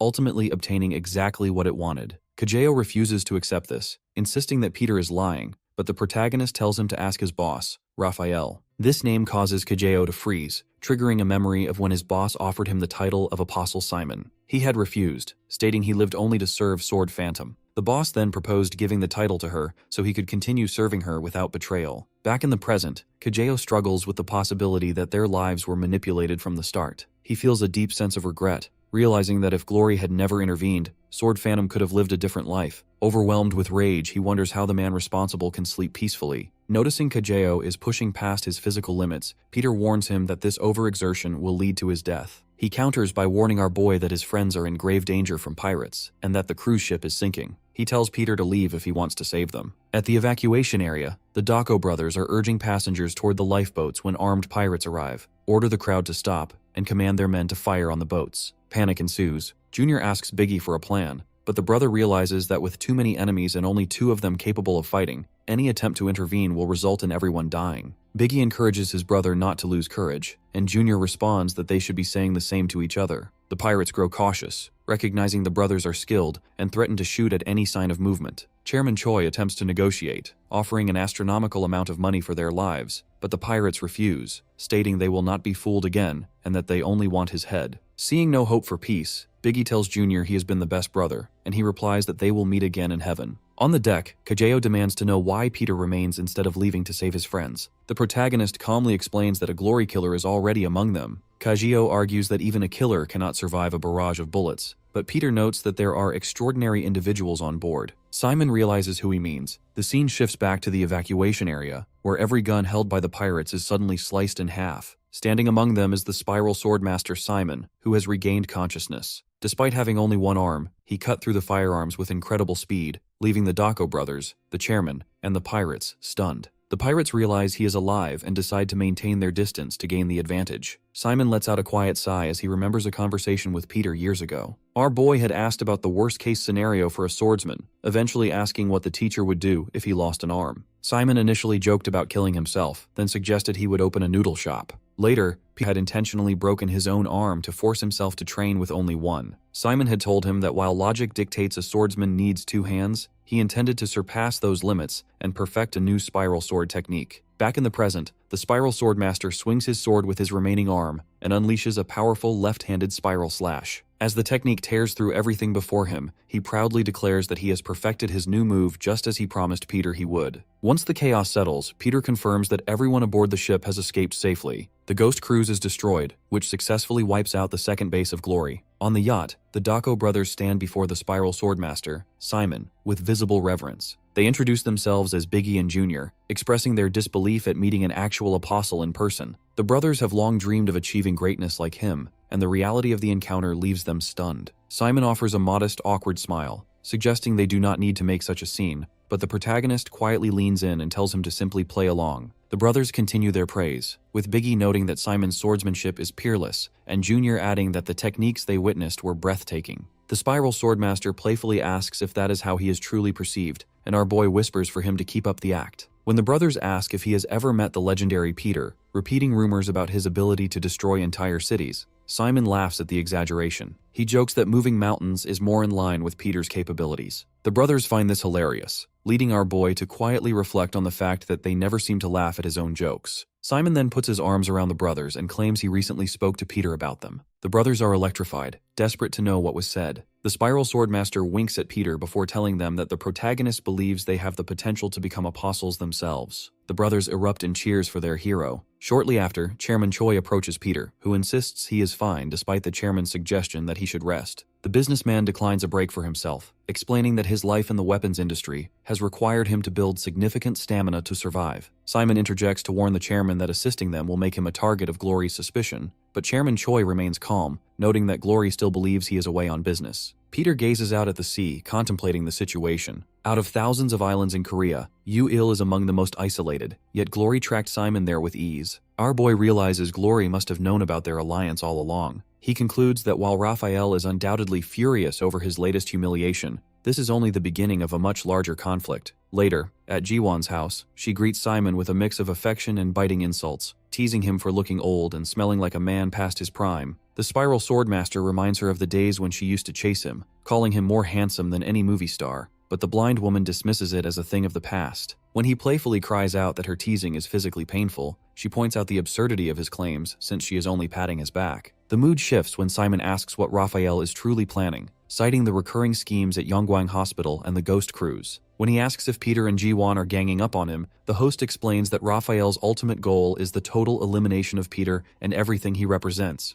The narrative shifts back to 2013 at Yonggwang Cathedral, where the former apostles gather before Father Gabriel. An apostle reports that they have finally achieved independence and brought peace to the nation, acknowledging the sacrifice of the many children buried under the tombstones. Father Gabriel addresses them with deep affection, granting all 12 apostles their official retirement. The priest encourages them to leave their violent past behind and experience the outside world. Raphael, Father Gabriel's right-hand man and the leader of Glory, vehemently opposes this. He cannot understand why his father would discard such powerful assets. The priest explains that the apostles are not weapons, but his beloved children, and that the world no longer requires their service. He orders Raphael to leave, but the rejection fuels the young man's frustration. Believing his father has been compromised or changed, the leader of Glory punches a statue until it collapses. He decides that the Lord's will is his own, and he takes control. He establishes the Glory Club, using the orphanage's reputation to build a global killer organization. To succeed, he determines he must eliminate the original apostles who serve as the foundation of the industry, with Peter standing as his primary obstacle. In the present, Jiwon is fuming, her blood boiling at the mention of Raphael. She demands to know why Peter brought a new apostle into her home. They look over to find Kajeo sleeping on the bed. Our boy pulls a frustrated Jiwon away, telling her to keep her voice down.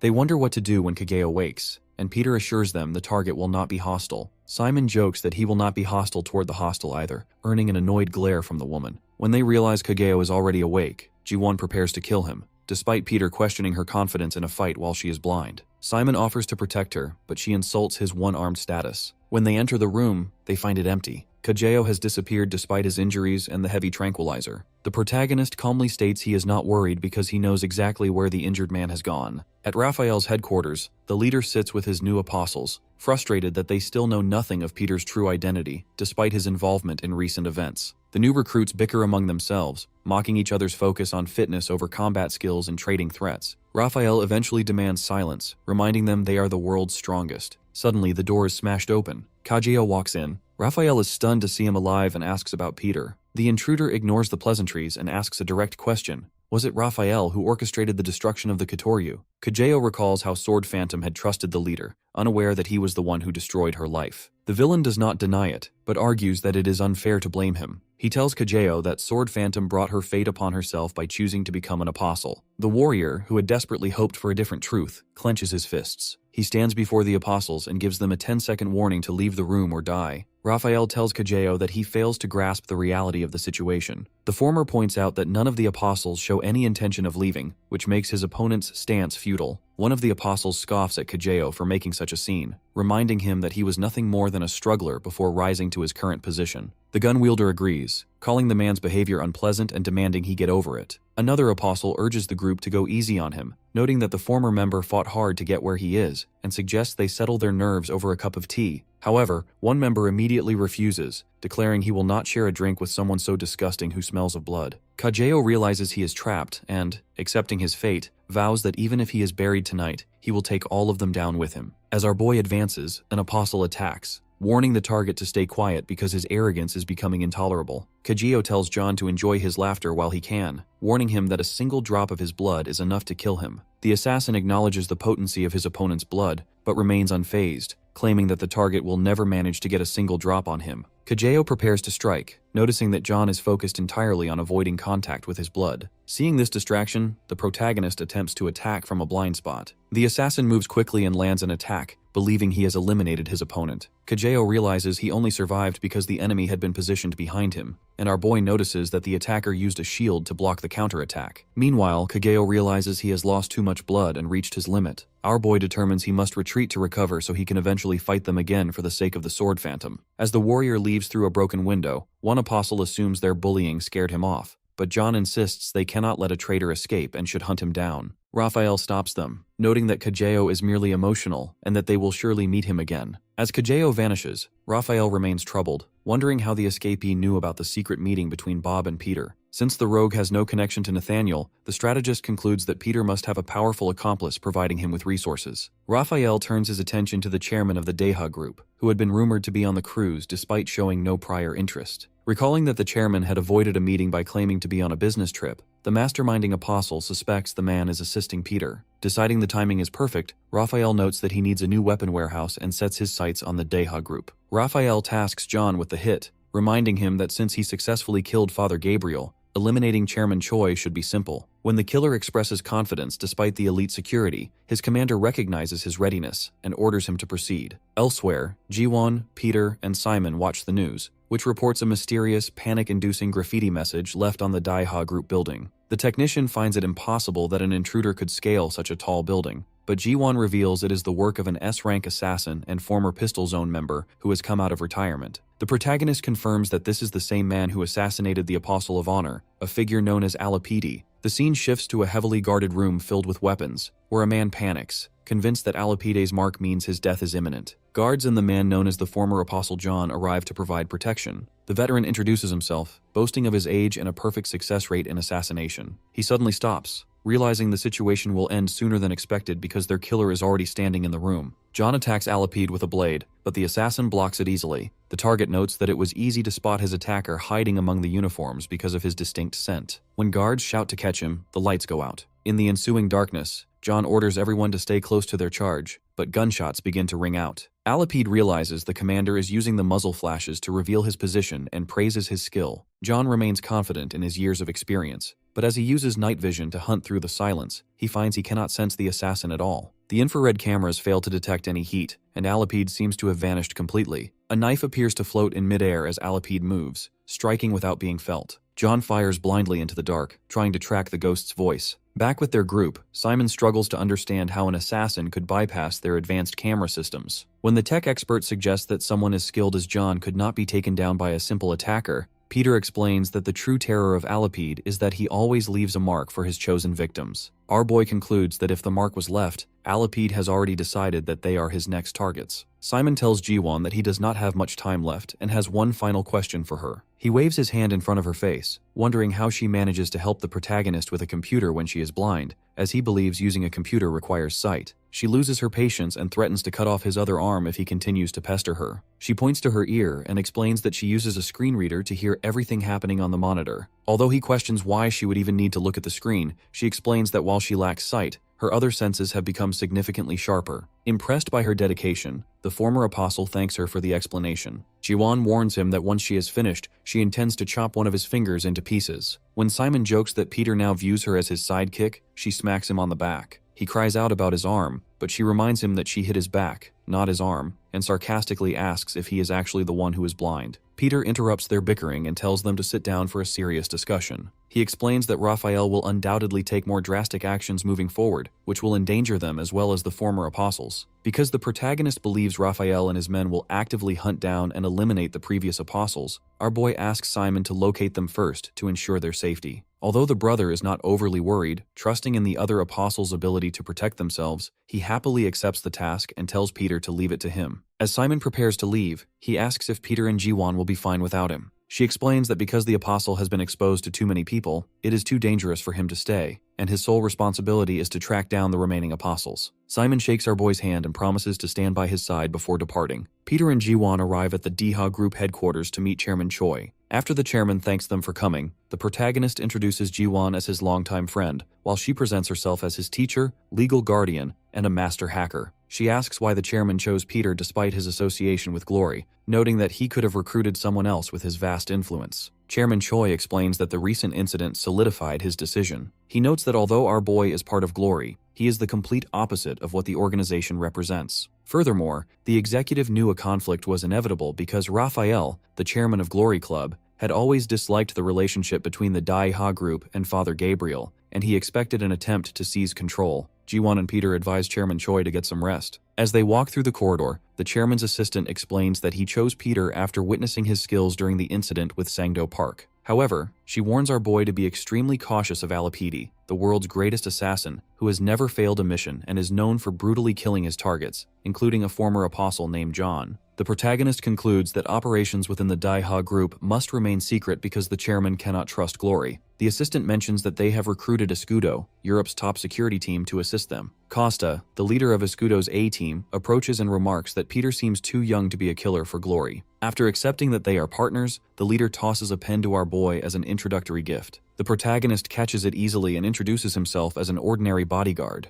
Costa, noting Peter's quick reflexes and sharp tongue, tells him to keep the pen safe and warns him not to get in Escudo's way. Inside the security control center, Jiwon monitors the feeds and concludes that it is impossible for Alipidi to enter the building unnoticed due to the massive security presence. She finds it strange that the elite members of Escudo seem so nervous. Some of the guards express their fear, stating that the assassin kills the targets and their protectors alike. Marco, the leader of Escudo's B-team, enters and scolds his men for being frightened. He approaches Jiwon and makes a flirtatious remark, to which she bluntly asks to be left alone. The officer continues to tease her, but she coldly warns him that if he flirts again, she will show him how to break Escudo's protection. When he jokingly asks her out to dinner, she reminds him that he dislikes Italian food, causing him to instantly change his mind to please her. Marco then rallies his team, reminding them of their reputation as the world's best, before Sanchez informs him that it is time to move out to hunt Alipide. Before leaving, the leader tells Jiwon he will be waiting for her answer regarding dinner. Once he is gone, she dismisses him as a complete goofball. Elsewhere, Costa explains to Peter that experience is the most important quality for a bodyguard.